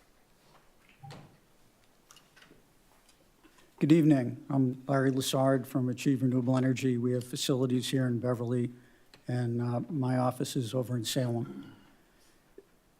To support and evaluate the project, we installed and tested a geothermal boring that was designed to be the same as the borings that would be used in the full system installation. And so the purpose of doing the geothermal test is to understand the subsurface conditions, and such as depth of bedrock, propensity for water to be generated during drilling, and to test the formation to understand the thermal conductivity and thermal diffusivity of the bedrock formation.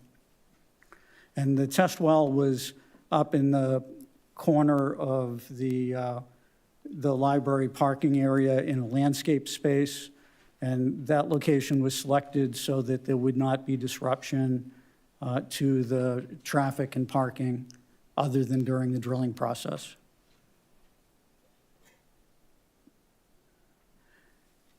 The test bore is put in with a large drill rig, the same type of drill rig that's used to install water supply wells. The rigs are designed to drill through bedrock.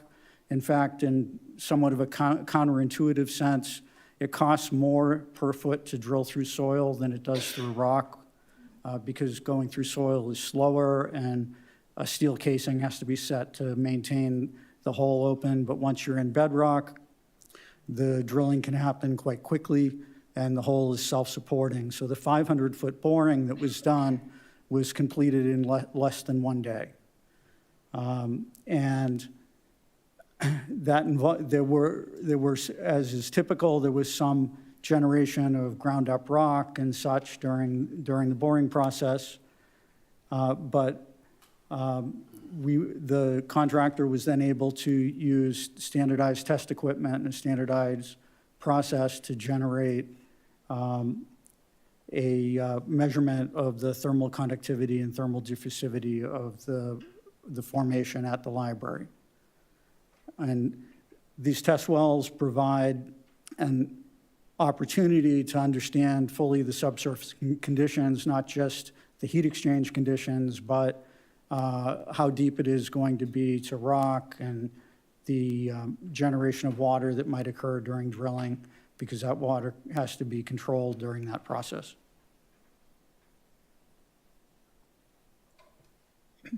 The testing was completed. There's a representative graph from the testing here, and we found the thermal conductivity of the formation to be 1.2 BTU per hour foot degrees Fahrenheit. Thermal conductivity numbers have these odd units on, but our result was 1.2.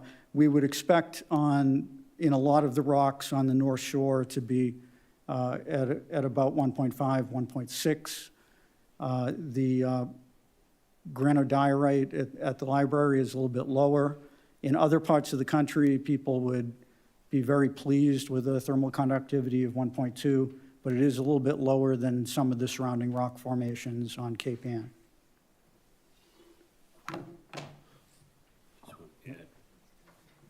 I'm Kailash Viswanathan from Consigli Construction, the project executive.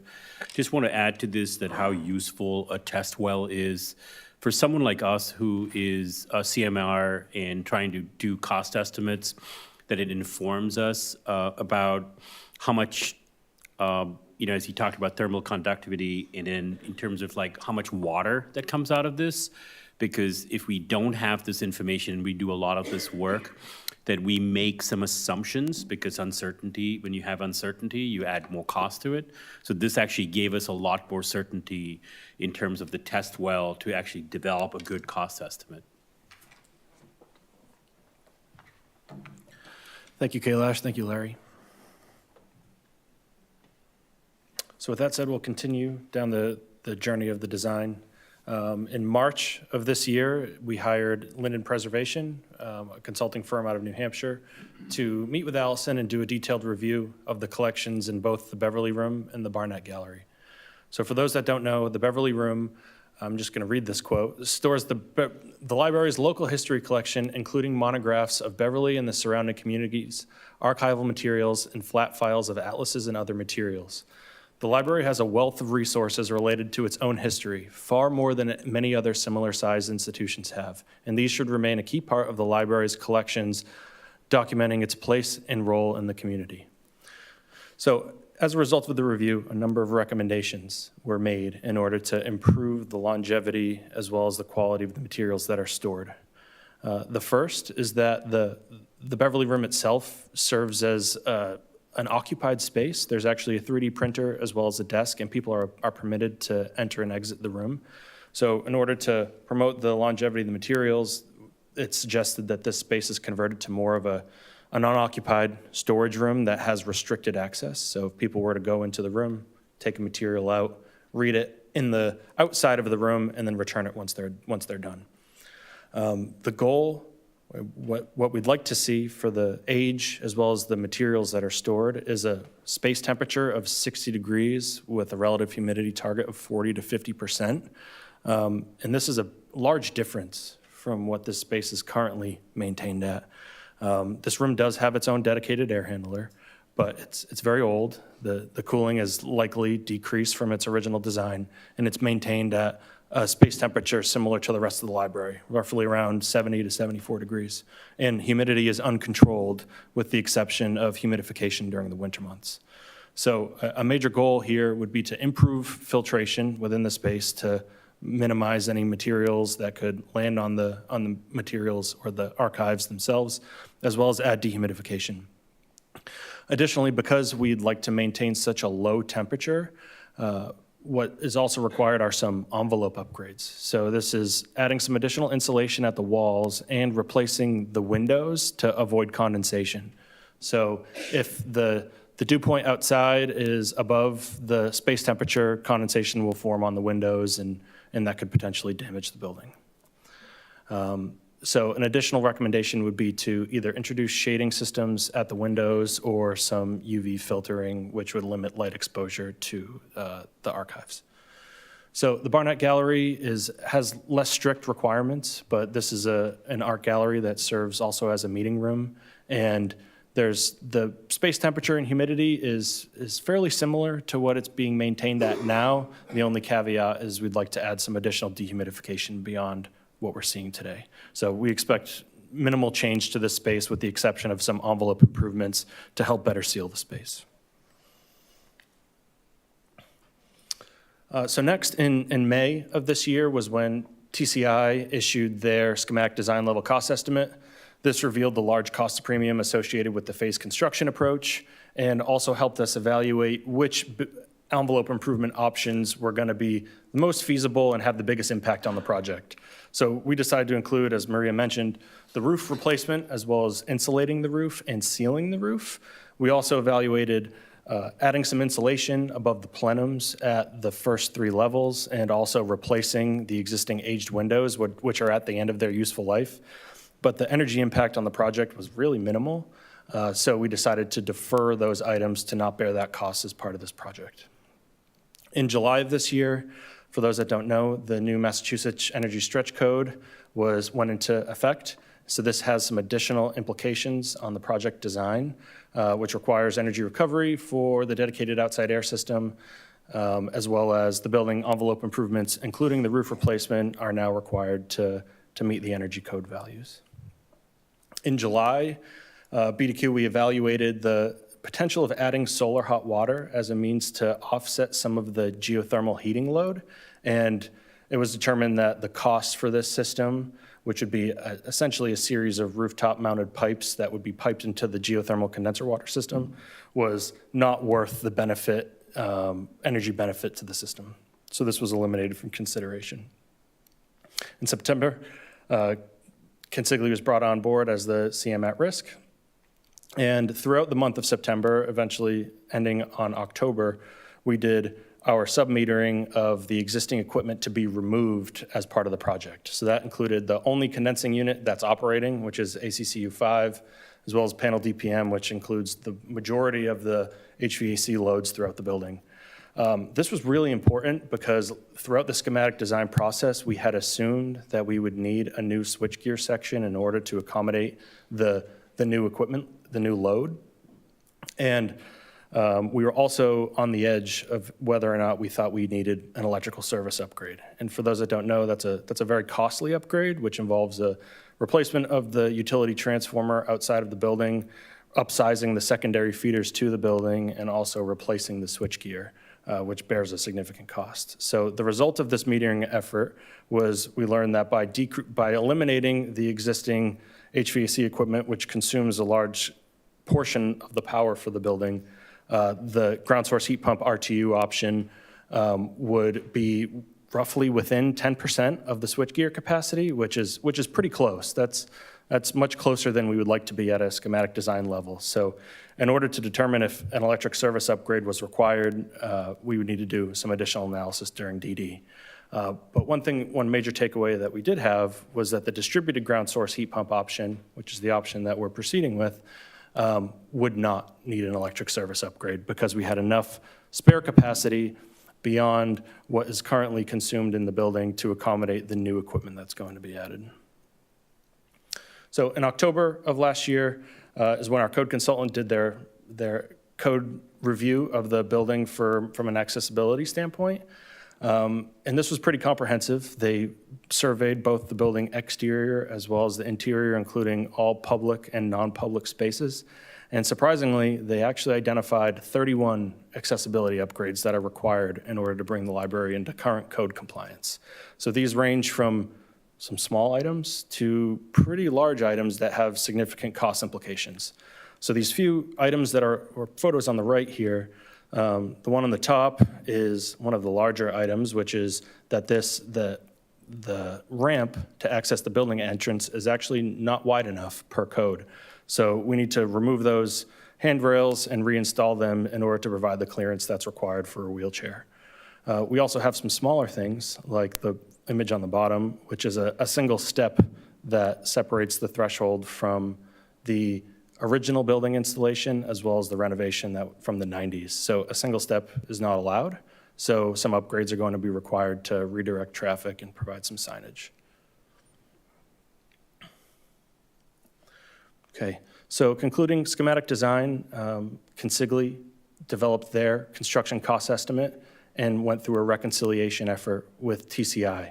And the end result was that Consigli's estimate was within 5% of Consigli's estimate for both the ground source heat pump RTU option as well as the distributed ground source heat pump option.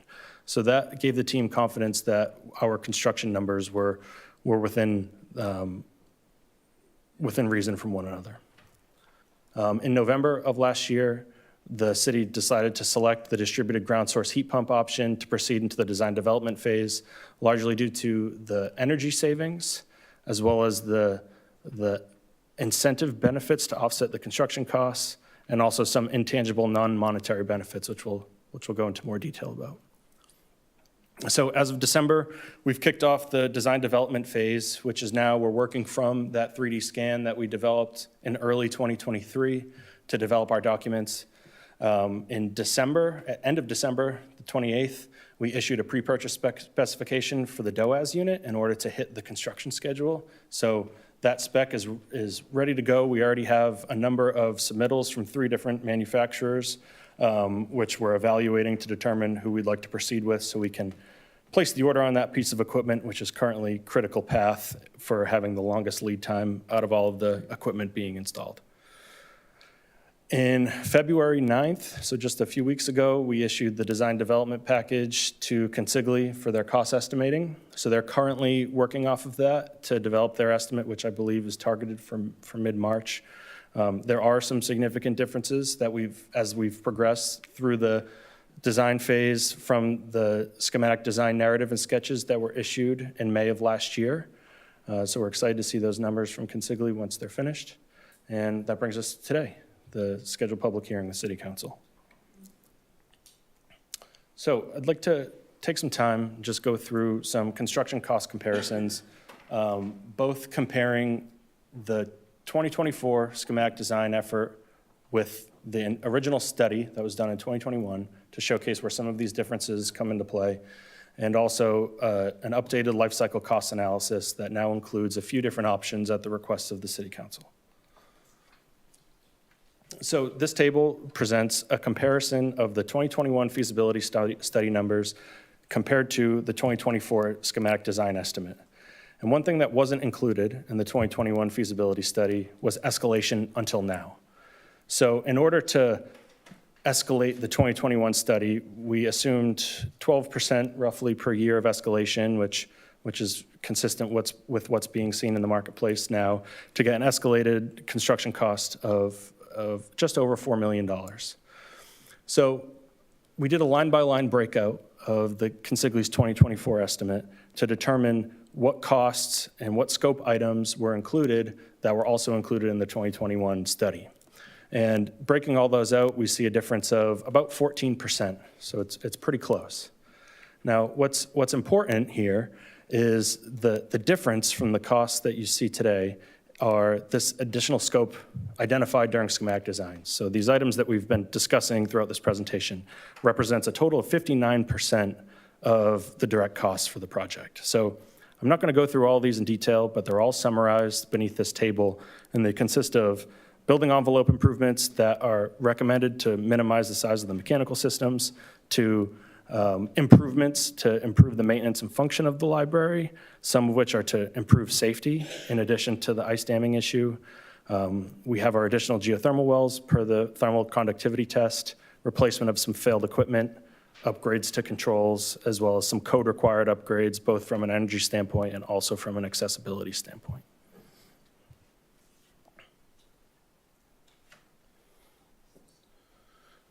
With that, I'll call it Amit. Good evening, councilors. My name is Amit Chiani. I'm the Assistant Finance Director with the city. As you see on this slide, the city's worked with the administration, with our sustainability department and our grants department to secure various funding for this project.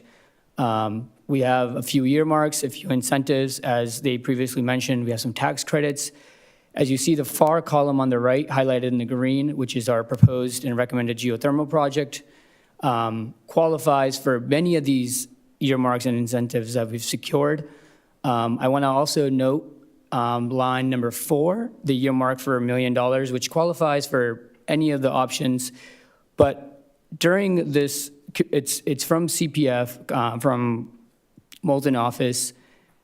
The grant language that was written in the scope was originally for a carbon decarbonization project. So given the fact that, yes, it's eligible for all the options, I do want to note that there might be less of a chance of getting this kind of funding if it wasn't for, this such of a project, or if it was for a gas replacement. There's also a lot of national grid incentives that we worked with the utility company to secure, and as Paul mentioned earlier, a lot of these incentives came on after, as we dove into the project, and those are also highlighted here as well. And with that, I'll turn over to Joe for more cost comparison. Thank you, Amit. So this is a fairly complex table with a lot of information, but I'm going to try and do my best to go through everything slowly and describe the rationale for why we think the distributed ground source heat pump option is superior. So just to summarize what we have for different options that we're looking at, the first column is the distributed ground source heat pumps. That's the selected option that is currently in design development. The next option is the ground source heat pump RTUs, which was brought to schematic design level and then stopped in November after we determined that the distributed ground source heat pumps option was the preferred route. The next options in red are the new options at the request of City Council to look at air source heat pumps. So we've looked at both air source heat pumps with gas boilers, as well as pure air source heat pumps without any gas backup. And the last column in blue is the in-kind replacement, which we consider to be a status quo replacement of all of the existing equipment that's there today with the same systems that just meet the current energy code. So I'm going to primarily stick to the dark blue lines because I think those are have the most impactful points. So the first line is the equivalent construction costs after incentives and grants. And what's striking here is that although the distributed ground source heat pump option starts with a construction cost of $18 million, after incentives and grants of roughly $6.7 million and the on-bill repayment through National Grid, it brings our total down to $10.275 million. Comparing that to the ground source heat pump RTUs, which has a slightly lower first cost because the project is less intrusive, as Paul previously mentioned. But the air source heat pumps with natural gas boilers, even though that starts with a $12.7 million first cost, the incentives and grants are far lower because we can't take advantage of the Inflation Reduction Act as well as the incentives from the utility to proceed with the geothermal project are not available to these options. Now, incentives will be available at $2,500 per ton roughly, but those are much smaller compared to the $4,500 a ton, which you'd see for geothermal. So comparing the first three columns, you'll note that they're all within about $300,000. It's a $300,000 window comparing the distributed ground source heat pumps to ground source heat pump RTUs, as well as air source heat pumps with gas boilers. The air source heat pump option, however, is significantly more expensive because by eliminating the gas boilers, we would actually require an electric service upgrade. So I discussed that briefly earlier, but we'd have to replace the utility transformer, replace the secondary feeders, and add a new switchboard section in the boiler room that would be backfed to the existing switchgear in order to feed all the new equipment, because air source heat pumps would require an electric backup if we were going to completely eliminate fossil fuels. So for the first two options in green, we developed an eQuest model, which is a very robust computer simulation to determine the energy savings, which accounts for an hourly infiltration profile that was developed based off of the blower door test.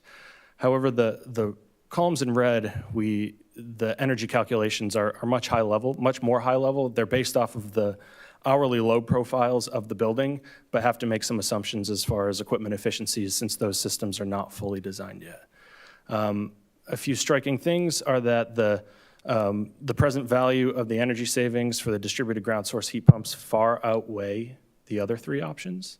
And another thing to note is that the AECs, or alternative energy credits, are only available for geothermal projects, so that value is 0 for both of the air source heat pumps. Now, when you look at the equivalent construction costs after incentives and energy cost savings, which again, that's the equivalent construction costs from above, and subtracting the cost savings, maintenance cost difference, as well as the AECs, gets you down to just over 9 million, 9.1 million for the distributed ground source heat pumps, and also just 9.1 million for the ground source heat pump RTUs. Now, that's a very close number. However, it does not consider the intangible benefits with going with a distributed ground source heat pump system, which we perceive to be a far greater value than the $6,000 difference between the two. You'll note the air source heat pump options start to fall off. The equivalent construction cost is $500,000 more with the gas boilers, and the full air source heat pumps with electric backup remains to be significantly more expensive. Now, the last section is after social cost of carbon, which is an equivalent dollar value per ton of CO2 that's applied for people that consume fossil fuels and electricity and emit carbon into the atmosphere. So although that dollar value is somewhat subjective and not a real tax or credit that's actually issued, it's a good indicator of how much environmental benefit each of these options really provide to the world. So you can see that the distributed ground source heat pump option is by far the front runner at 7.4 million after the cumulative social cost of carbon savings, and the ground source heat pump RTUs, $300,000 more, and the air source heat pumps fall off significantly. I'll turn over to Kailash. So just on the previous slide that Joe was talking about, again, Kailash Viswanathan, Project Executive, Consigli Construction, that when we were brought on board, we were asked to give our opinion on some of the options from the distributed ground source heat pump to the distributed rooftop and the other ones. And we're the ones who build systems, and we turn over systems, make sure it works. And our first reaction was the very fact that you're doing the building envelope was the right thing to do, because a lot of things that we do is when we start up systems, the temperature is not met, or it's hot, it's cold, and we really didn't know about an envelope issue that had there before. So the very fact that that was done, it really, gives you that level of comfort that this system is going to work right. And then from a distributed system to a rooftop unit system, this gives you that flexibility from a comfort perspective that you're able to maintain it. Like for Mike, for example, if something goes down, he can just isolate a small area rather than a whole library, because a rooftop system is completely zoned in a way that serves the entire library as compared to the actual current option that's there. There's a lot of other benefits that Joe and Paul and everyone talked about, but from a builder perspective, we believe that trying to, get this stuff done, doing the envelope, doing the building, getting this stuff done, as you said, that the code now requires to do it, is really going to help this. And it also, at the end, improves the air quality, which I think today everyone is looking at. I'll hand it over to Mary Beth now. Oh, thank you. Good evening, councilors. My name is Mary Beth Bigelow, pre-construction manager at Consigli, and I focus primarily in energy projects. So Joe mentioned this a little bit earlier. We are in the design and development cost estimate phase. Now, what that means is we're going through the documents that B2Q has provided to us, and we're reaching out to vendors. We're also looking internally at what we're seeing in the marketplace right now and solidifying that cost. The goal would be for us to present that at next meeting, so you guys can see an updated cost from our end and see where the project's progressing right now. Once we receive approval, that's when we will be releasing that early release equipment. We're looking at about a 20-week lead time on the DOAS system, so that's a good lead time, which will really offer us some flexibility in our construction timeline. After we receive approval as well, Joe and his team will work into the construction documents. That's about a 10-week time to solidify those documents, make sure they're secure, and then they'll hand them over to Consigli, and we'll do constructability reviews as well as starting to estimate out those costs. We'll also, during that time, look at pre-qualifications with the city as well as JLL, the OPM, to make sure that we do correct bylaw standards for procurement for the trade contractors. As you can see, the geothermal will start a little bit earlier, and that is because they are not considered, they need to be a pre-qualified trade subcontractor. And now I'll send it over back to Kailash to talk about construction. Great, thanks, Mary Beth. So as you can see that because the geothermal is not a trade, we can go in, and the best thing to do, I mean, the documents are almost ready. Once we receive city council approval, is to lock in, send it out to bid and lock in a geothermal vendor. Today, I'll give you some stories. So we, as Consigli, we probably build about, I don't know, 400 to 500 wells a month. That's kind of what we build today. That's the need, that's the demand in the market. And every driller is so busy. So we have to lock them in. We have to talk to them ahead of time and make sure that they know that there is a project coming so they can allow us, so they can bid this job.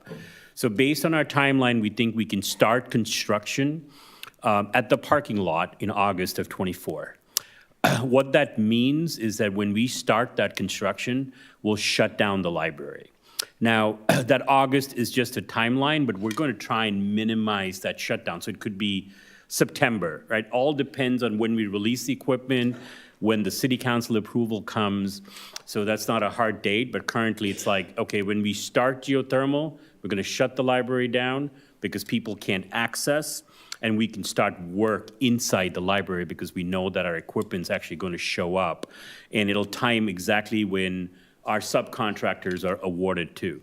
So it's like a 6 to 8 month process to shut the library down.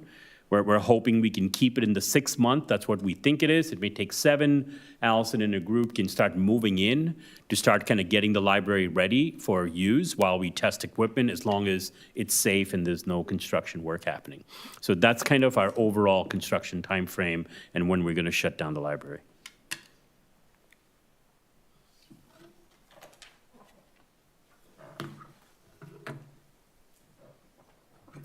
Good evening, everybody.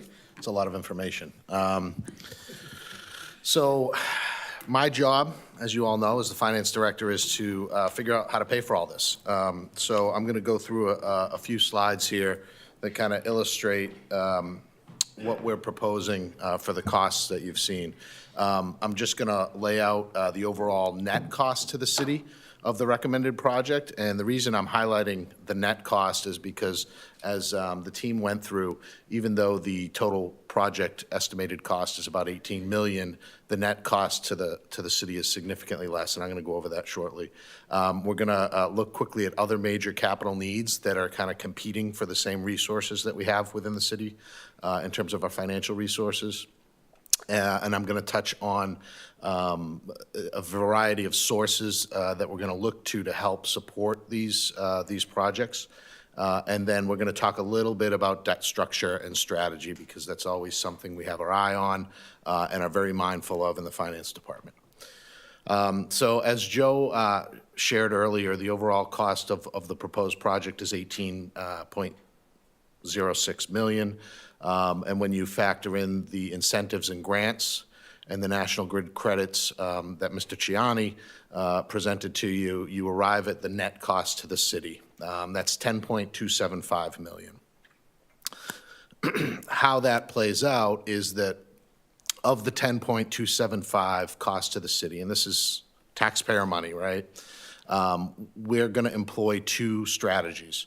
One is to look to cash appropriations and other types of transfers to support that cost. And the other component is authorizing debt and actually bringing on debt similar to a mortgage on your home where you have recurring payments. We do that with our larger projects here in the city, and most municipalities do because projects that are larger in scale typically can't be fit into an operating budget, and you need to draw out the costs of those over multiple years. So in terms of our cash appropriations and transfers on the left side of the screen here, of the $10.275 million, The city council has already appropriated $2 million, which we talked about earlier. That was the seed money to get a lot of this work to date done. So that was a cash transfer from our free cash. In addition to that, we anticipate coming before the city council to seek another appropriation of $1.5 million in this year's available free cash funds.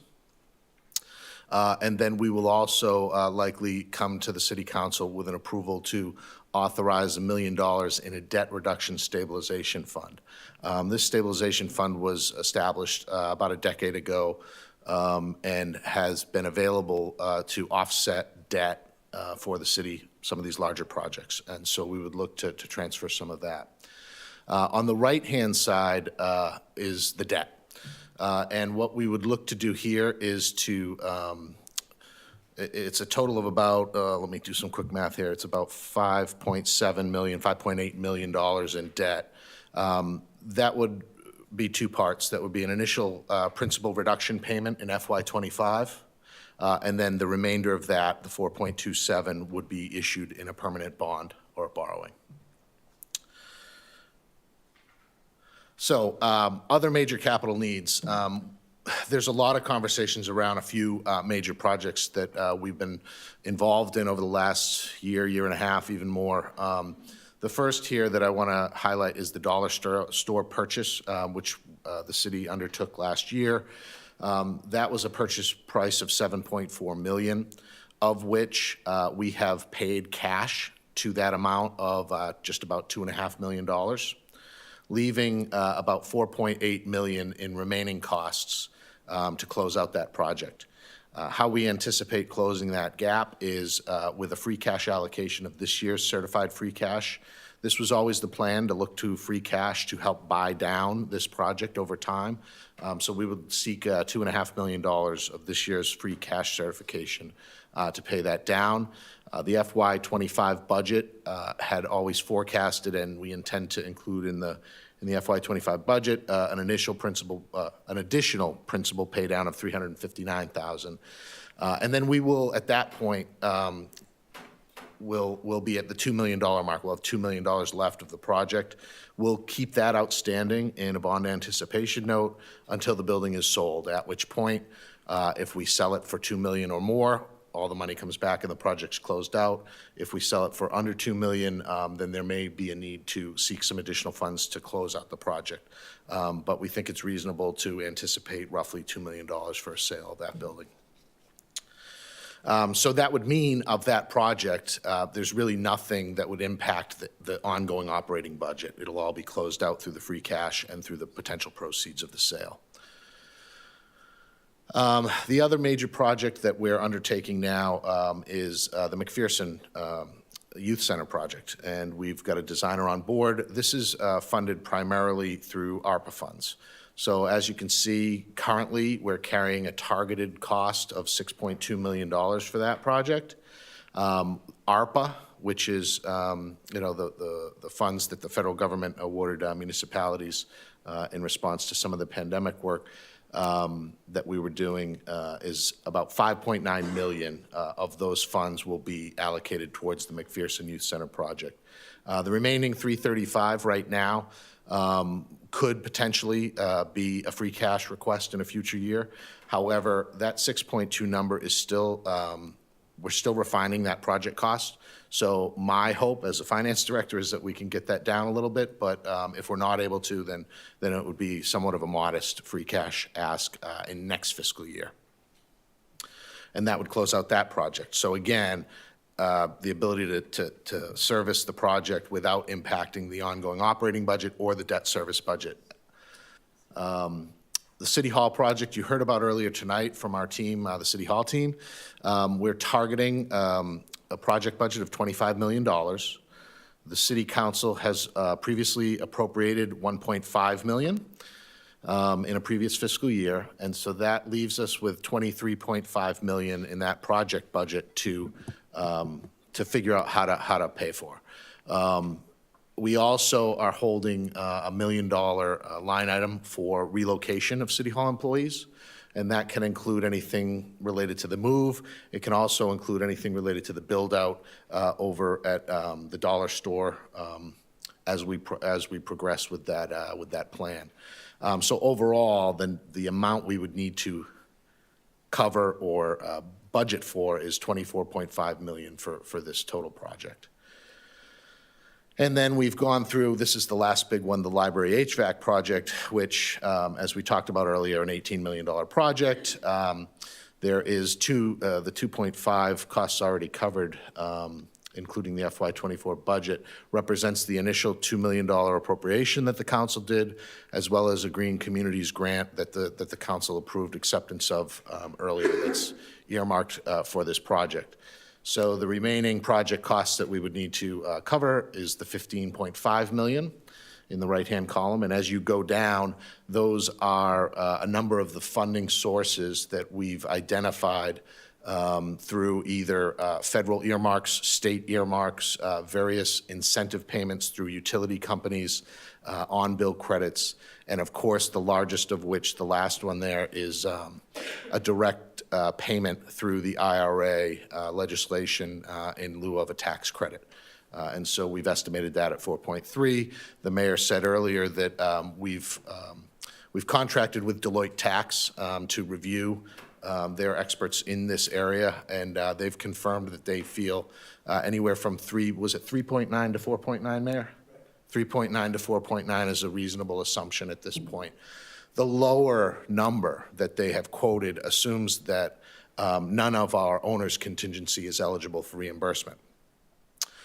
Most likely, we've got a track record in this city and in this administration of budgeting an owner's contingency, as is typical in projects of this size. However, we regularly turn back funds. You will recall when we did the middle school project that the owner's contingency that was budgeted remained underspent, and we came back to the city council and said, we've got these savings. We can either repurpose it to a turf field or return it. The consensus was we needed the turf field, so it was reallocated to the turf field at that point through a public process.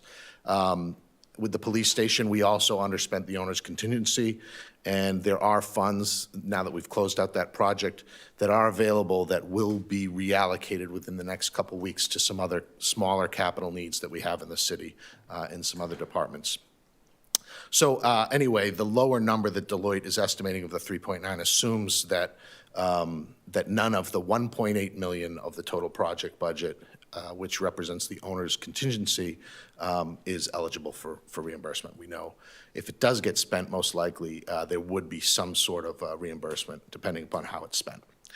So anyway, sorry to get long-winded there.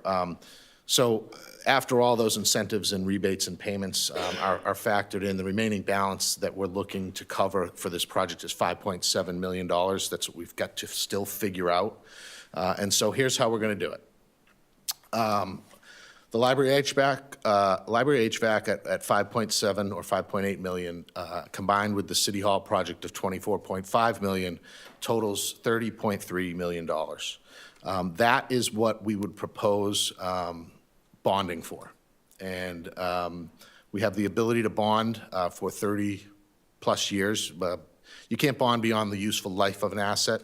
But what I would propose is that we shorten that time frame. So in our models, we're carrying 25-year debt structures at market rates. The way we manage our debt structure here is that we use free cash, operational budget capacity, and outside sources to fund our capital needs. What we're talking about here, that $30 million, is going to be the latter of this. It's going to be debt. Because we're able to utilize free cash and operational budget capacities for those other types of projects to pay them down so that they won't hit our debt budget. The second bullet here is, in any municipality, debt is a necessary tool, right? And it allows us to do the larger type projects, as I said earlier, that won't fit into an annual operating budget. So you're allowed to kind of plan at a level course over time, servicing debt, and it doesn't spike your budget up and down depending upon the projects you're absorbing. So In doing that, what well-managed cities financially do is that they strive to maintain certain debt ratios and maintain its debt capacity within its operational budget. Because if you lose your ability to service debt within your operating budget, you lose your ability to do larger projects in the community without having to entertain an override or something of that nature. And so we've been very thoughtful and mindful about maintaining our debt capacity within our operating budget in order to do these types of projects. And the last bullet is just if a city's debt ability to take on debt does erode, then so too does its ability to deliver these larger infrastructure projects in the future. So ideally, what happens when you look at how we manage our debt structure is over time, your debt payments go down. And what a community will do is, what a community does is it backfills the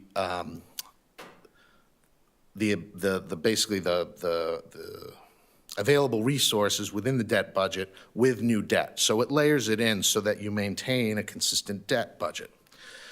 There's 3 areas we look at when we talk about debt. First is, what percentage is your debt payment of your operating budget? That's a ratio that we try to maintain.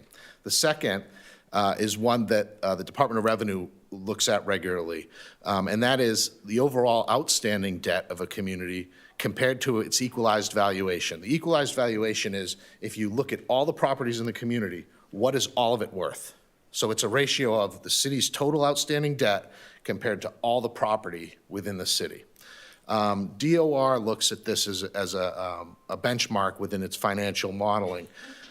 Personally, I take some issue with it because it's a ratio that has a numerator and a denominator. And it's if the values of property fluctuate, it can affect that ratio. So it's not so much about the debt, it's about the debt compared to the property values. So I find that a more valuable ratio is the last one here, which is outstanding debt as a percent of total levy capacity. Because that says, here's how much the city has in outstanding debt, and we're going to compare that to how much can the city raise in tax revenue to pay for that debt. And that is a much more consistent ratio. So how does this work with Beverly? This is our existing debt schedule. And you can see, just as I showed in the earlier slide, it begins to fall off. And if you look at the totals over time, from FY24, it's at 7.7 million in total debt service, but by FY32, it's down to 5.7 million in annual debt service. So as this goes down, we will attempt to layer in this additional debt that I spoke about the larger projects. And so this is the second half of that illustration that shows how we layer in our capital projects to arrive at a consistent ratio. And so as we layer in this $30 million, which is built in here, over FY25, 26, and 27, you continue to maintain our debt service as a percent of our general fund budget. So you can see it fluctuates a little bit, but generally it's right around it's at 5.74% of our operating budget now. There's a couple spikes in the later years, but generally it's right around that to 6% year after year. The other ratios that we look at, this is over time, and this is the general fund debt, total debt, as a percentage of our equalized valuation. As I said, this is what DOR likes to look at. And you can see that over time, it's come down. In 2010, it was at 1.71 of our equalized valuation, and as I stand here today, it's at 1.18% of our equalized valuation. So our debt position is strengthening. But as I showed before, when we're at 5.75% of the general fund budget, if we continue to erode, you're not able to bring on that additional debt for the larger projects. So we're about at a point where we want to try to begin layering this debt back in to ensure the longevity or the ability for the city in the long term to do their infrastructure projects, even well beyond my tenure here. This is the general fund debt as a percentage of the levy limit, which is the one I like to look at. And you can see the blue line represents a percent of the general fund budget, so total debt compared to the annual budget. The orange represents total debt compared to the levy limit. And then the gray one is a blended average of the two, smoothed out over a 5-year average. And so as you can see, it's come down significantly from 2010. It spiked up a little bit in 2018 when we began to undertake the middle school project and the police station. And now you can see it's beginning to drop off again. If we do not layer in additional debt at this point, what happens, and these are actual forecasts of what will happen based on the existing debt, it will get down to significantly less levels.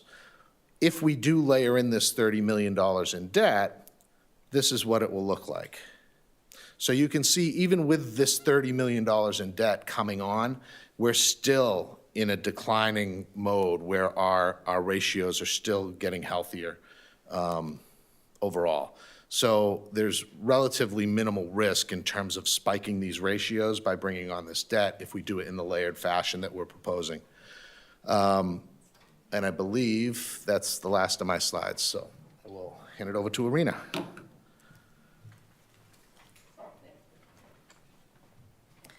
Good evening, everyone, and congratulations. I believe you've made it to the last scheduled speaker for the evening. I know there's a lot to take in and a lot of information, so we really appreciate, especially your community members, coming out to learn about the project. I'm going to very briefly revisit the Resilient Together Climate Action and Resilience Plan. This was developed in 2021 with our friends in the city of Salem and through a community process. So really, this vision was developed with a collective group of people. You will see the goal to exceed the state's goal of carbon neutrality by 2050. We hear 2050 a lot. What I'm more interested and excited about is the nearer term objective to reduce by 50% by 2030. And we raise that knowing that, really every single decision that we make today in how we heat and cool our buildings, how we replace systems that are going to be in place for the next 25 years, 30 years, are either going to bring us toward this goal, toward our climate goal, or away from our ability to meet our goals in the future. And this was really given as part of a charge to the project team to incorporate into their design. And here we've just pulled out a couple of relevant goals to show how well this project aligns with the Resilient Together plan.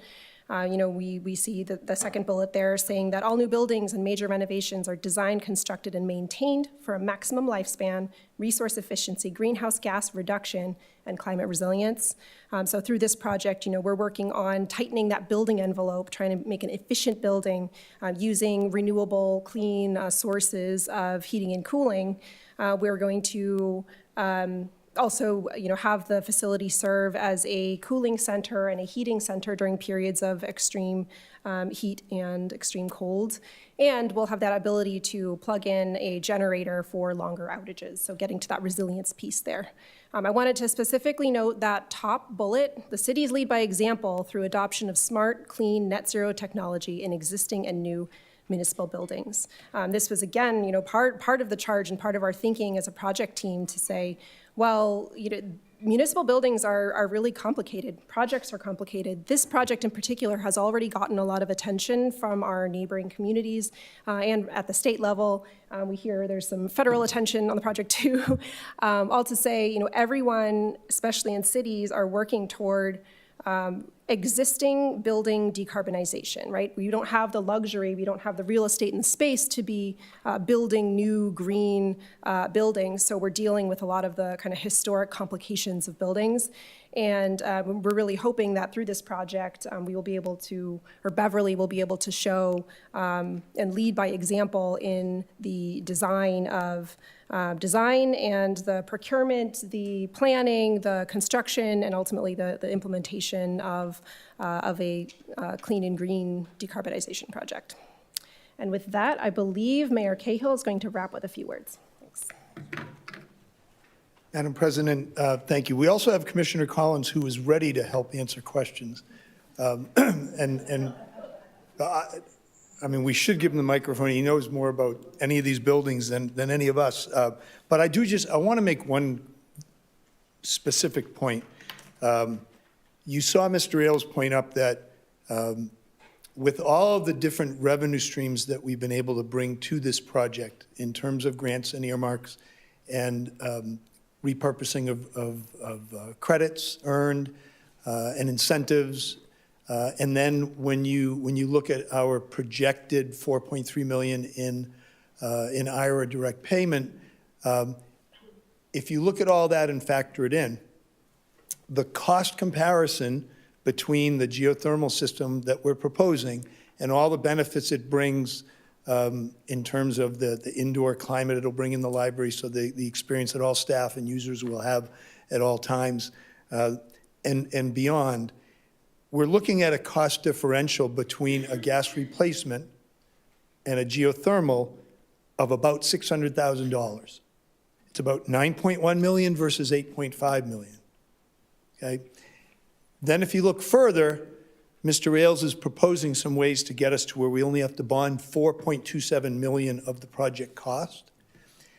Please know that the project cost, as it's put in front of you, includes almost $4 million in contingencies, over $2 million in construction contingency, and $1.8 million in owner contingency. Now, we have every intention of not spending that owner contingency, riding this project hard and trying to turn all that money back. You may say, well, what if you have increased costs? The construction contingency is meant to address that. The owner's contingency is meant to address additional scope changes once the project is approved. So it's our intent that we're going to hang on to that money and not spend it, which means we could be down to a little over $2 million in necessary bonding. And so, you know, I just think that that's all relevant to our thinking here. As I said, Commissioner Collins has more knowledge of these buildings than anybody. I think maybe we'll hold him for answering questions, if that's okay. And please, let's call on him to do that. And we are grateful for the time you're all spending here on this tonight and excited for this really important conversation. Thanks. Thank you very much, Mr. Mayor, and thanks to all the members of the team who have presented this evening.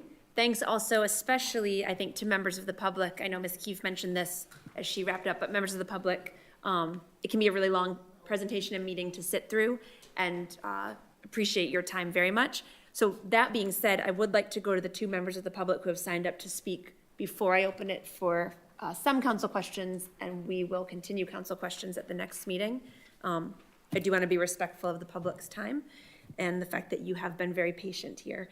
So we will begin with the first public speaker signed up. Vice President Crowley is our timekeeper for public comment, and so he will keep time. Public speakers get up to 3 minutes in a public hearing, just to make sure that everybody gets the same amount of time and it's equitable. So when you hear Councilor Crowley's timer go off, if you would just draw your comments to a close. You don't have to cut off abruptly, but you can draw to a close at that point. Thank you, Vice President Crowley. Our first public speaker signed up is Beatrice Hines. And if you would come to the podium and then, even though I just gave away your name, begin with your name and address for the record, if you would. And then you have up to 3 minutes. And for all public speakers, I know it can feel a little bit strange, but you're just addressing all your comments to me. And then if there are questions that are part of your comment, councilors will make note of them and we can reflect them back to other speakers. But it's easier for those following on BevCam, especially if the conversation just goes back and forth between those of us who are mic'd. Thank you, Ms. Hines. My name is Beatrice Hines. I live at 17 Conan Street. And I think geothermal is wonderful. It's the most efficient and the longest-lived system. My brother put in a geothermal in his home. He put some solar panels, and he put all the equipment in his basement, and he had a payback in less than 5 years, which he brags about all the time. My cousin has a farm. He put geothermal, and he has a 60-stall cow barn. He has a hot water system to purify his milking equipment twice a day. He has outbuildings. He has a farmhouse, and on and on. It was a huge system. He built a special place for all his equipment. He got a payback in 9 years. That's how much they saved on their bill. So when we started with the library, if you got a 10-year payback on a $200,000 HVAC bill, that would be 10 years, but our $4 million was a payback of 20 years. Well, I understand the difference between private and public. Now it's up to 18 million, and that's a payback of decades. And as a taxpayer, I have to say, I take 18 million out of this pocket to Beverly, then I take 8 million out of this pocket to the feds to give back to Beverly, then I pay a big, add it on to my national grid bill to give a carbon credit back to Beverly. As a taxpayer, I'm up to almost the high 20 millions for a $200,000 a year HVA system. And so thank you for giving me the opportunity to vent. I think the project is a little bit expensive. Thank you very much, Ms. Hines, and thank you again for your patience and for being here with us tonight. Our other speaker who signed up this evening is Bonnie Jansen. And if you too would come to the podium, begin with your name and address for the record, and then you as well have up to 3 minutes. Yep, to address it's the council. Bonnie Jansen, 140 Rantoul Street, number 410. And this will take 30 seconds. Time it. All I want to know is 24 parking spaces here down to 17. And when I first came here, I had an awful hard time. Didn't it say 24 now down to 17 spaces, or am I wrong? 34 down to 27. Oh, okay. Okay, 34. I don't know where I got that. But when I came here for the first time to register to vote, I couldn't find a parking place because it was for all you guys, which is fine. But there were like maybe, I don't know, a couple of visitor spots. But I was lucky that somebody was pulling out. And that's it. We need more parking spaces. I don't think it should be reduced. Okay? Thank you.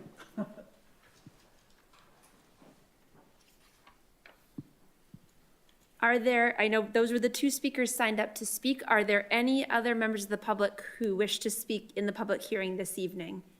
Please, if you would, come to the podium. And then just begin with your name and address for the record, please. And this portion will keep to the library HVAC project as well, so. Absolutely, Thank you. George Stairs, 4 Lawn Bank Road. So we're taking all the stuff off the roof, or a lot of it off the roof, and we've done numerous, we have a big parking lot over at the high school, which has got solar on it. So I'm wondering, I haven't heard anything, actually, either of these two projects about doing anything but solar. I think both buildings here and the town hall have big flat roofs and parking. So I'm wondering why we haven't heard more about that. Why aren't we including it? I'm a member of the Jubilee. We're doing solar on our roof. Our payback is going to be 6 or so years. And we still, even with this project, we're still going to use electricity. So that's my question. Thank you very much, and we'll have the opportunity to ask that question on your behalf. Oh, Mr. Mayor? And then Mr. Johnson will have you. Madam President, yes, so I just want to remind everybody, we have solar on the roof here now, none on the former police station building. I think the potential in the future for solar on either that roof or at the library, I don't know that that's foreclosed. Mr. Collins, we currently are working with the state to try to manage our power purchase agreements and our ability to add more solar. So that's its own conversation and set of issues. Anything anybody from our team wants to say about future ability of those roofs to handle or to accept solar? Yeah, please. Thank you, Commissioner Collins. We have looked previously at the library roof for the possibility of solar there, but the way the roof is configured, it's really not an ideal roof. On the lower roof, which is the older portion of the building, there's a lot of mechanical infrastructure up there and skylights, things like that. On the upper roof, there's almost a 5-foot-high parapet around the edge, which completely shades the roof, and the remaining mechanical equipment cuts it off. There's a small section of sloped south-facing roof, but it really would be insignificant in the grand scheme of things. It doesn't mean that we'll never do it. If solar becomes a lot more efficient than it is already, then it might be worthwhile. We did consider doing solar hot water, because as good as solar PV is, solar hot water is even better. And as the presentation discussed, we looked at a solar hot water option to augment some of the heating load in the colder months, but determined that the cost outweighed the benefit, so. The parking lot is on the north side of the building, so it'd be completely shadowed. It's in the almost always in the shadow of the building, so unfortunately, that would be we love canopies and parking lots, because it helps us with a lot of things, rain and snow, et cetera, but unfortunately, the building gets in the way of the sun. Thank you, Commissioner Collins. Mr. Johnson, I saw that you'd like to speak. And the same, if you'd begin with your name and address for the record, and then up to 3 minutes. Peter Johnson, 677 Hale Street. My specialty is asking dumb questions in the hope that somebody else wanted to, but didn't dare. For Mr. Ailes, it looked to me as though the purchase of the dollar store building was $4.8 million, and we're hoping to sell it for $2 million. Is that the way the math works, or did I just not read your slide properly? Thank you, Mr. Johnson. So just to kind of bring us back a little bit in time and a reminder of the goals of purchasing the dollar store. There was a developer who came in with the former owners of the dollar store, and they wanted to build 118 luxury apartments with all the parking that was required to support them, and that would have taken away 108 surface parking spaces that we in Beverly have always thought has been ours. But we've been leasing it for, I don't know how many decades, but decades, as a city leasing it from the former owners of the dollar store parcel. So we ran the risk of losing 108 parking spaces right in the heart of our downtown. And that the damage that would have done to our downtown businesses and the hardships it would have visited upon our downtown residents would have been, significant. So we spent a couple of years working with the would-be developer, good people who were trying to work with us and figure it out.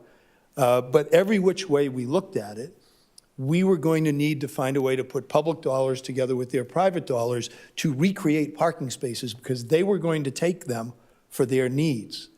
And so we either would have had to gone up to a second level of parking, which would have required that we come in front of the council with them and advocate for a zoning change to allow them to go 6 stories on Cabot Street, which we weren't willing to do, or go underground, and the cost of building parking underground is significantly greater than above ground.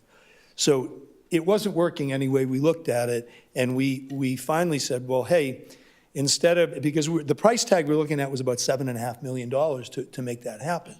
And so we said, okay, we need to do an appraisal of the property, and the property was appraised at a level at which we were able to negotiate a friendly taking for, I think it was 7.3, help me, about 7.3 million.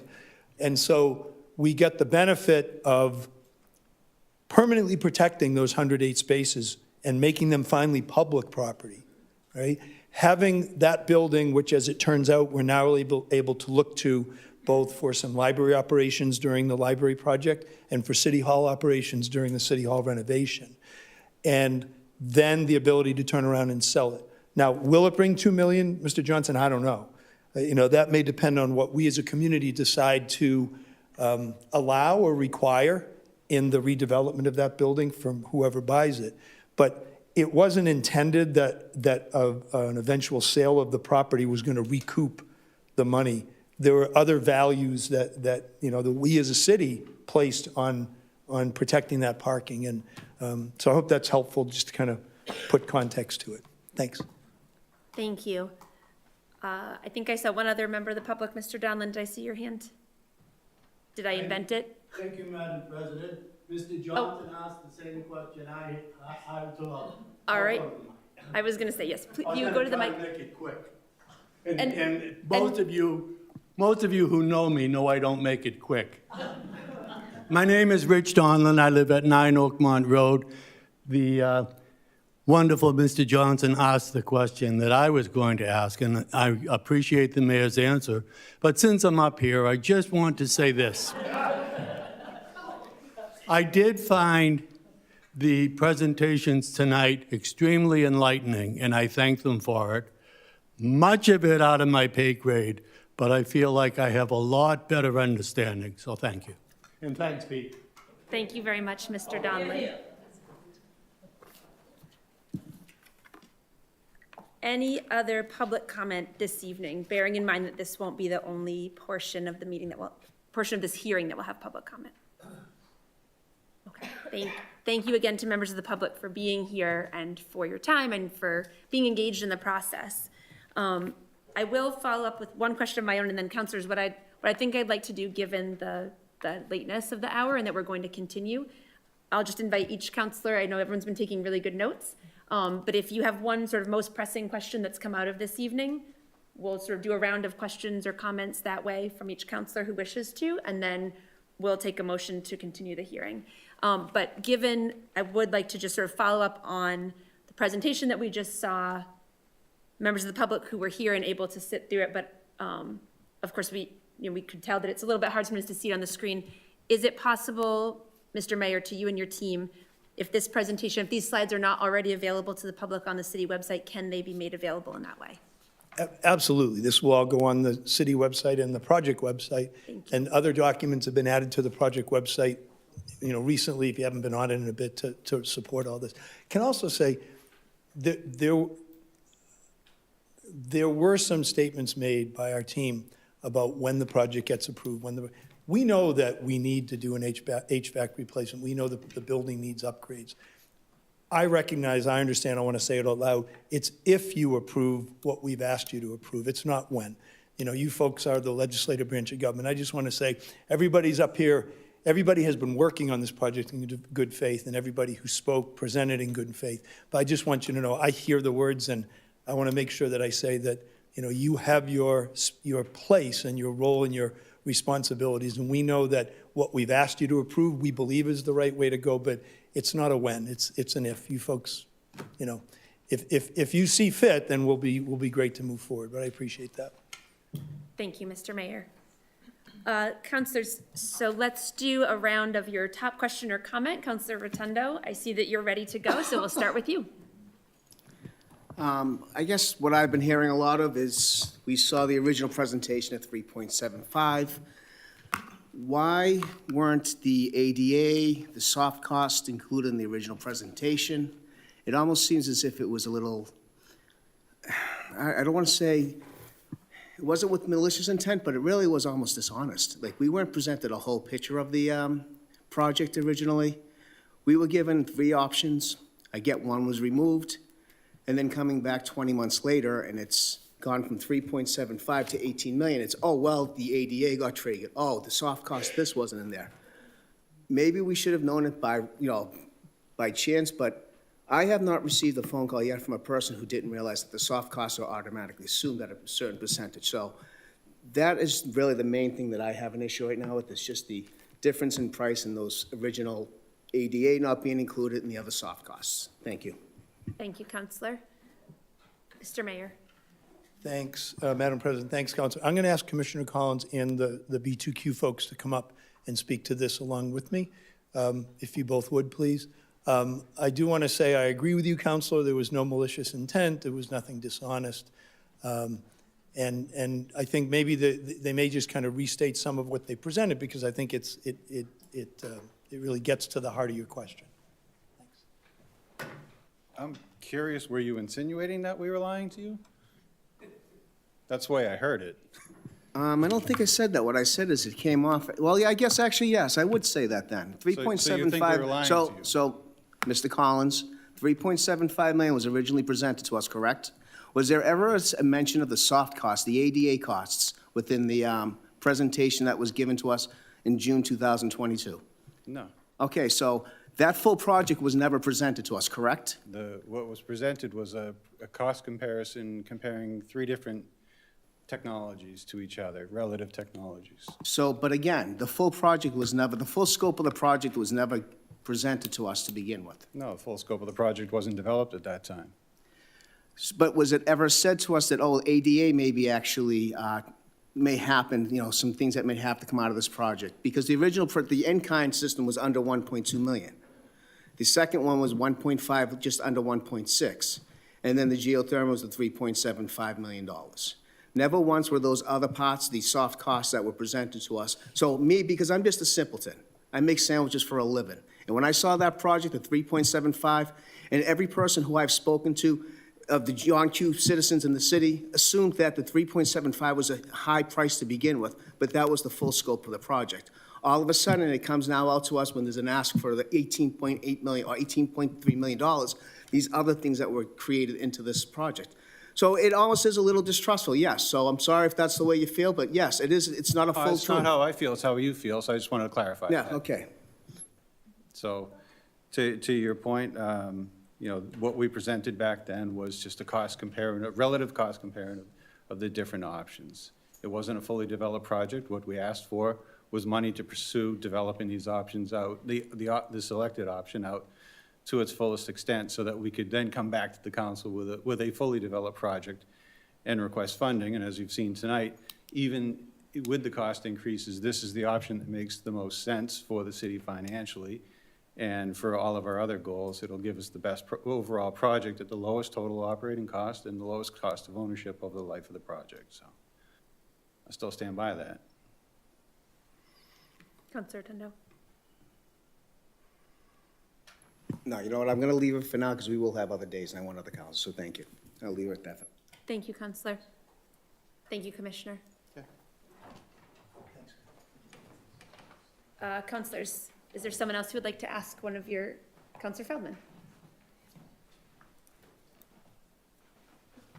Getting used to that new green thing, so. Thank you. I just want, I'm not sure who is the best person to answer this, but just for clarity, kind of along the lines of what Councilor Rotundo was asking, if I'm correct in looking at some of the slides, over 50% of the costs would travel between any of the options. Am I right on that? Basically, with the roof and the ADA compliance and all of the other envelope needs, can somebody speak to just the fact that it's not really a choice between the efficiency and the cost? The expanded cost isn't the difference between geothermal and heat pump and just replacing an HVAC system. That's a minimal cost differential. Am I correct in saying that unless we did these building improvements, none of these replacements, the HVAC system needs to be replaced, even if we went back to the in-kind, same system as we had before? The heart of the matter is that almost 60% of the cost of the project is work that needs to be done on the building envelope and the roof that would need to be done under any of the replacement options. Am I right? Let's, Joe, would you come back up, please? And I want to go to the slide. Yeah, it's the slide where you. It said 59%. You had a It was like, I line- remember it said, that's what I thought. It was the, There was a slide that had 59% in the middle. Yeah. First one, yes. We'll be there in a second. That's it, that's the one. there you go. That's Maybe you it. could touch on what's beneath is the additional scope work. Maybe you just need to walk through it in more detail. Yeah, absolutely, and it's a great point, because you're absolutely right. There's a number of items here that are included, no matter which option, and some of which are required. So I guess I'll just take some time and go through the list and talk to each one. So the metal roof replacement is optional, but we've included it in the costs for all of the different options. We think it's it's beneficial because it corrects the ice dam problems, and it also maximizes the energy efficiency of the system. For the in-kind replacement, you could argue that it's a lower priority, but certainly for the air source heat pumps, given the amount of power that those consume, it would be a high priority to include that. So it is included in all the options. The roof insulation and ceiling improvements, as well as the ice dam improvements, those are also included. The garage door replacement, garage wall modifications, those, sure. I don't mean to interrupt them, I just want to kind of add in, those first three bullets are all together.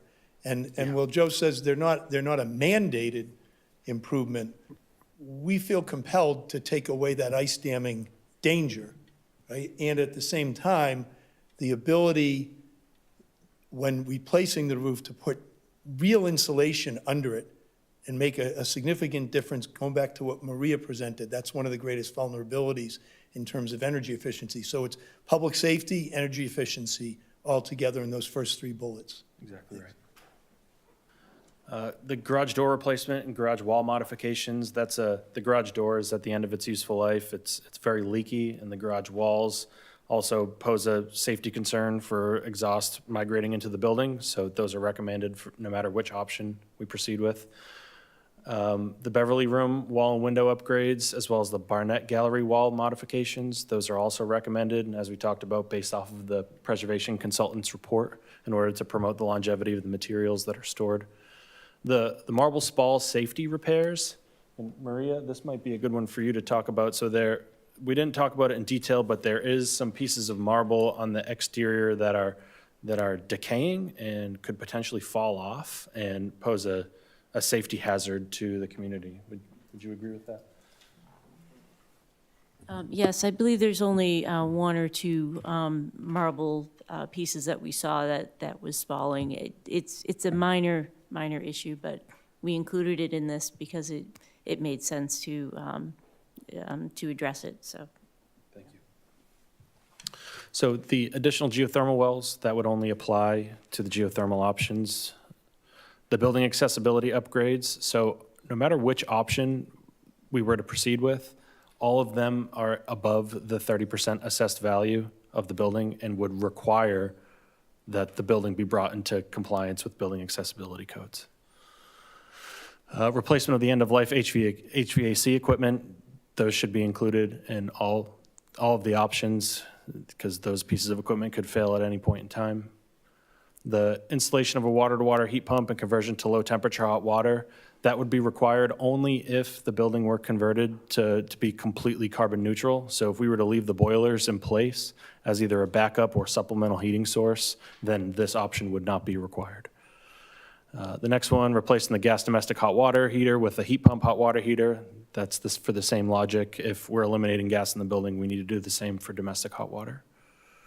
Let's see, the HVAC is scoped to install ground source heat pumps in mechanical rooms. So that's added scope to bring the heat pumps into more accessible locations that are easier to maintain.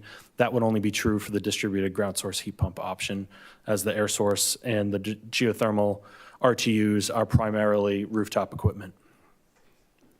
Removal of the existing gas boilers, that would only apply if we're keeping or if we're eliminating natural gas from the building, as previously discussed. Upgrades required by stretch code are going to be required in all of the options. So even if we were to do an in-kind replacement, then those new systems have to be brought up to code. Building dehumidification is strongly recommended for all of the options, so that would be included. Relocation of the library materials and temporary protection, that would need to be included to keep the library operational during construction, and that's typical for all of the different options. Replacement of the building automation system is also typical for all of the options. And then the OPM and CM at risk is also, I believe, would be required for all of the options as well. So, yes, to clarify, most of over 50% of the costs are going with any one of these options. So that's where the heart of the matter is, and that's where we didn't really, as a council, know about those items before, but this makes, as far as from my perspective as a counselor, geothermal still makes the most sense long-term for our city, but the sticker shock was a lot for all of us to handle. So I appreciate clarifying that these are going to be costs that we are going to have to put into the library, whether we replace it with fossil fuel or not for a lot of it. So thank you. Thank you, Councillor Feldman. Thank you very much. Councillor Sweeney, did I see your hand when I looked that way? Yes, Councillor Sweeney. So I can pick one question. I think I have Oh, two. Councillor Sweeney, will you? Thank you. Thank you, Madam President. Thank you to the BevCam folks for the heads up. I'll start with one question, and then if we have time, I do have a technical follow-up that I'd like to ask, but I want to defer to other councilors. So first, it was mentioned in public comment, which I appreciated, the calculation of project payback period.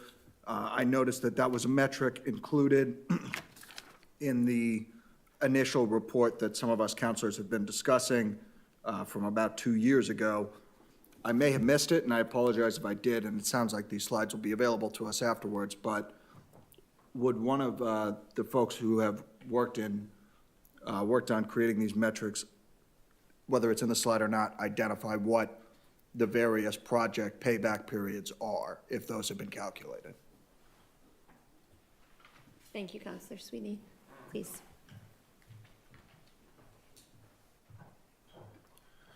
Yeah, I can speak to that. So those payback periods can be calculated. They aren't included in the presentation right now, but there's certainly paybacks associated with each option as well as the envelope improvements. However, they're very long just due to the cost of the project relative to the amount of energy savings. But the value for decarbonization is a separate benefit aside from the actual energy savings themselves. So we can provide those. Okay, thank you, and I understand that. I think it would still be a helpful metric, so I appreciate that. Yep. And if I may, Madam President, I do, in similarly thinking about comparing the different options in addition to the cost comparisons that were provided, the next metric that I may have missed, I know it was provided throughout the narrative that we received, but in terms of the expected life of the different systems, I know that the figure that has been talked about for the geothermal system that is before us is 20 to 25 years.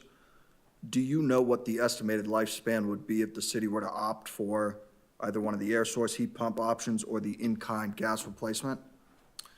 Yeah, so according to ASHRAE, which is the American Society of Heating and Refrigeration Engineers, they state that an air source system has a life expectancy, a median life expectancy of about 15 years. Okay. However, the systems that currently operate in the building were installed in the 90s and they're still operating today. So that's a median figure, and it largely depends on the quality of your maintenance, the how hard you run the systems, and if you're doing the due diligence to make sure that they're not failing. So I think it's a testament to the city that they've lasted as long as they have. Before failing just a couple years ago. So it can range, but I think 15 years is the median for an in-kind. For the gas system? Correct, yeah. And then what was the figure for the air source system? 15 also. 15 typically? Okay, thank you. Thank you, Councillor Sweeney. Thank you, Madam President. Are there other councillors who have a question or a comment you'd like to ask at this time? I'm sorry if I could expand on that last response. Please. Those life expectancies, median life expectancies, are for the inside equipment. The underground equipment, the ground heat exchanger, has a life expectancy of many decades. So if I may elaborate, because that was one of my other questions that I didn't know if we would get to now. So then, if I'm thinking about the different costs down the road of replacing any one of these systems, if the city were to opt for the proposal that's in front of us that the mayor submitted for geothermal, it sounds like 20 to 25 would be the expected lifespan for, like you said, the inside aspect, but, and this is due to my lack of technical understanding, I saw the reference to the ground loop in this packet here that we received from the administration. Correct. Of having, as you've referred to, a much longer lifespan. That's correct. What does that mean? So let's say the city were to opt for this 25 years from now, we're looking at some level of replacement cost. How much of this system would we have to replace at the end of that 20 to 25 span expected lifespan? And then how does that compare with if we're replacing 50% of this system, if we go for an in-kind system, a gas replacement, or an air source system, one of these alternatives, what are we looking at there? 100% replacement for those systems in the same time frame? And that's a kind of jumbled question. I was involved in only some of that evaluation, so I think the group might want to get back to you with a response to that, but I can, I'm sorry. I can specify that when you do the replacement of the ground source equipment in the building, it's much less cost than the original installation.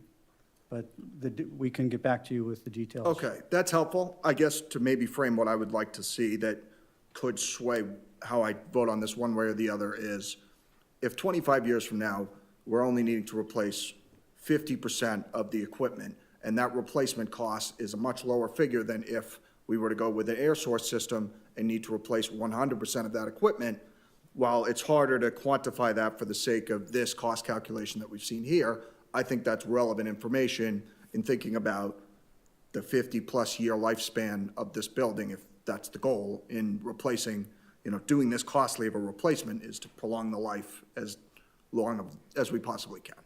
Right, and I think that deserves a thoughtful response, which the group can provide. Thank you, I appreciate that. And I agree that that's a great question, and we've actually started that process. So we've reached out to Consigli. They've gotten us quotes for the in-kind replacement costs for everything, for all of the options, and we've pulled together those maintenance figures. So we'd be happy to share that. Thank you. Thank you very much, Counselor. Are there other counselors who would like to ask a question or make a comment this time? Counselor Bowen. Thank you. I'll save most of my questions for the next meeting because I think there's a lot of new information to process tonight. So look forward to seeing that, being able to sit with it and review, and maybe also compare the packet that Councilor Sweeney referenced that had some more detail about what's driving the difference in costs. There's sort of an additional table behind this table that went into which things were estimated, which things were new scope, really with a lot of detail in the numbers, but would love to hear a little bit more of the detailed thinking behind those, because I think really what's in front of us now is not, as Councilor Feldman pointed to, not an HVAC project, it's a renovation almost on the scale of the renovation in this building, and that is just sort of a different project than I think the initial conversations were about, and so want to make sure that we're having that full conversation. I think the materials we received tonight give us most of what we need to start that conversation. I think Councilor Sweeney's question is very relevant to the borrowing portion. If we're going to be spreading out the cost of this renovation up through its useful life and then thinking about what comes next, I think that's a really important piece to understand. The only other thing I would just flag, in some of the materials tonight, there is a lot of technical jargon. I'm sure I'm not the only one who didn't recognize some of those acronyms. I was able to look up a couple from other materials we've received, but if it's possible in releasing this to the public to just throw in, especially for key terms that are drivers of cost, decision-making, or timeline, and there were a few, that would be really helpful for when we reconvene so that we're all sort of speaking the same language. Thank you very much, Councilor Bowen. I guess I'll just look to the team for some confirmation that some decoding of that or a glossary to attend to that would be helpful to the council and to the public. Absolutely, we'll provide that. Thank you. Councilor Spang. Thanks. I have one question that will probably lead over to next time, but I would love to understand a little bit more the maintenance costs and the maintenance savings were in one of the tables that compared some of the different options, but just to understand what the city's looking at for maintenance costs if we go with one of the options. I know it showed a lot of maintenance savings, but it sounded like there are also a number of pumps used that would need filters and things like that. So just want to get an idea of what would go into the maintenance of a program. Sure, yeah, so for all of the options, we did an estimate of the maintenance time, so that includes labor hours as well as materials, and then rolled that into an annual basis, so assume that cost is recurring every year. And I think we were very conservative. I think we estimated costs that were higher than the library currently sees today, but there's a breakdown that can be provided for each of the options that explains how we got to what's included here. Thank you, Counselor. Any other questions or comments from counselors at this point? I have one question. I think I already know the answer. Because it's been quite a while since the last renovation of the library, but it strikes me that a lot of what we saw tonight really does point to problems caused at the library that are not just about the HVAC system, but as we saw, about the envelope. And so I guess a question that I have is just, I'm assuming that we're so far beyond that renovation that there's no opportunity to recoup any cost or anything from work done at that time. But it strikes me that a lot of what we saw and those ice dams that we saw and the statement that the roof really doesn't meet the top of the building at the Winter Street entrance, which is, I think, the entrance we were looking at as opposed to the sort of the more grand front-facing entrance. They're both grand in their own way. So I'm just curious about sort of that, if there's any of that conversation that's been had and what, if anything, is possible, or if it's just too much time has passed.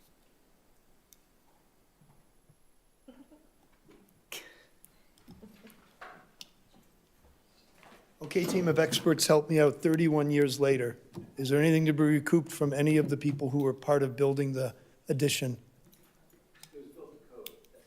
It was built to code at the time? Okay. I appreciate the question, and I understand exactly. Well, and I appreciate that it was built to code at the time. I think some of the way it was presented tonight makes it seem striking, I guess, how much the code has improved, if the roof isn't meeting the building in the right way. So I guess I'll be grateful for improved building codes. Thanks. Thank you. I would, counselors, entertain a motion. As I had mentioned before, we'll continue this hearing. I would like to do that at this point because I think particularly for members of the public, if they've been sitting here with us for 3 hours, watching at home, I think it can just be difficult for our brains to keep having conversation and processing all the information. Counselor Bowen alluded to how much information we've all received tonight, and that includes members of the public, and I thank you for that. Thank you again to members of the team, members of the administration who were here tonight and offered this presentation, offered more information, and were available to answer questions. Mr. Mayor, I believe you had confirmed that the team will be at the next portion of the hearing as well, so that if there are questions sort of over the scope of this project, they can be answered by members of the team. Is that? Thank you. So before I take that motion, I will just also mention that for members of the public who may watch this later on BevCam, as I mentioned, there will be opportunity for public comment at the next portion of the hearing. So if this raises questions as you watch, you can come and speak at that time. Members of the public who spoke tonight, if you go home and process, you can still speak at the next portion of the hearing as well. It's not a one and done sort of situation. So we welcome those public comments at the next portion of the hearing. So counselors, I would entertain a motion to continue this public hearing, recess it now and continue it to our March 18th regular meeting at 8 p.m. All those in favor? Thank you. That carries 7-0, and we will continue it then. And just by way of explanation for why it will pick up at 8 p.m. has to do with what's already on that agenda starting at 7 p.m. and between 7 and 8. So that will be the first opportunity to pick it up, including another public hearing ahead of it. I will just mention before we adjourn, on that note, for the public's benefit and reminders to the council, next Monday, March 4th at 7:00 p.m. at the Beverly High School Library, we'll have our joint meeting with the school committee. And I do note Ward 6 School Committee member Lorinda Visnick is here this evening in her familiar seat. Thank you, Ms. Visnick. This is a regular March meeting that we have combined with the school committee. Many of you have attended those. It's not always typical that it's at the Beverly High School Library. So I do want to note, it's not atypical either, but I do want to note that is where we will be, not at Beverly Middle School. Our state legislative representatives, Representative Paracella and Senator Lovely, will be joining us for part of that agenda to offer a legislative update. And so we'll be able to ask questions of them at that point. And we thank them for being willing to come. And then on March 11th, that will be our next regular meeting of the Beverly City Council here at 7 p.m. in council chambers. We do have several other public hearings, not the one we talked about tonight, that we'll take care of that evening, largely related to routine national grid work. And then, as you just heard, on March 18th, we will have a regular meeting of the City Council here in council chambers. The meeting will begin at 7 p.m. We have some business and one public hearing ahead of this one, which will pick up at 8 o'clock p.m. Are there any other announcements or reminders from councilors? Councilor Sweeney. Thank you, Madam President. I just have one. I'd like to let everybody know that the Kiwanis Club of Beverly is holding its annual Green Eggs and Ham Breakfast this Saturday at the Cove Community Center. It's a great time. I'd encourage especially those who have elementary school-aged children to attend. We give out books. There's a handful of different sideshows, person making balloon animals and whatnot, and it's a great event to promote youth literacy on the North Shore. So this Saturday at the Cove Community Center, I hope to see you all there. Thank you very much, Councilor Sweeney. Any other reminders or announcements from members of the council? All right, then in that case, again, with thanks to the public, thanks to the team for being here, thanks to the mayor and your administration, I would entertain a motion to adjourn. Oh, that was very quick, Councilor Crowley. All those in favor? Thank you. We're adjourned.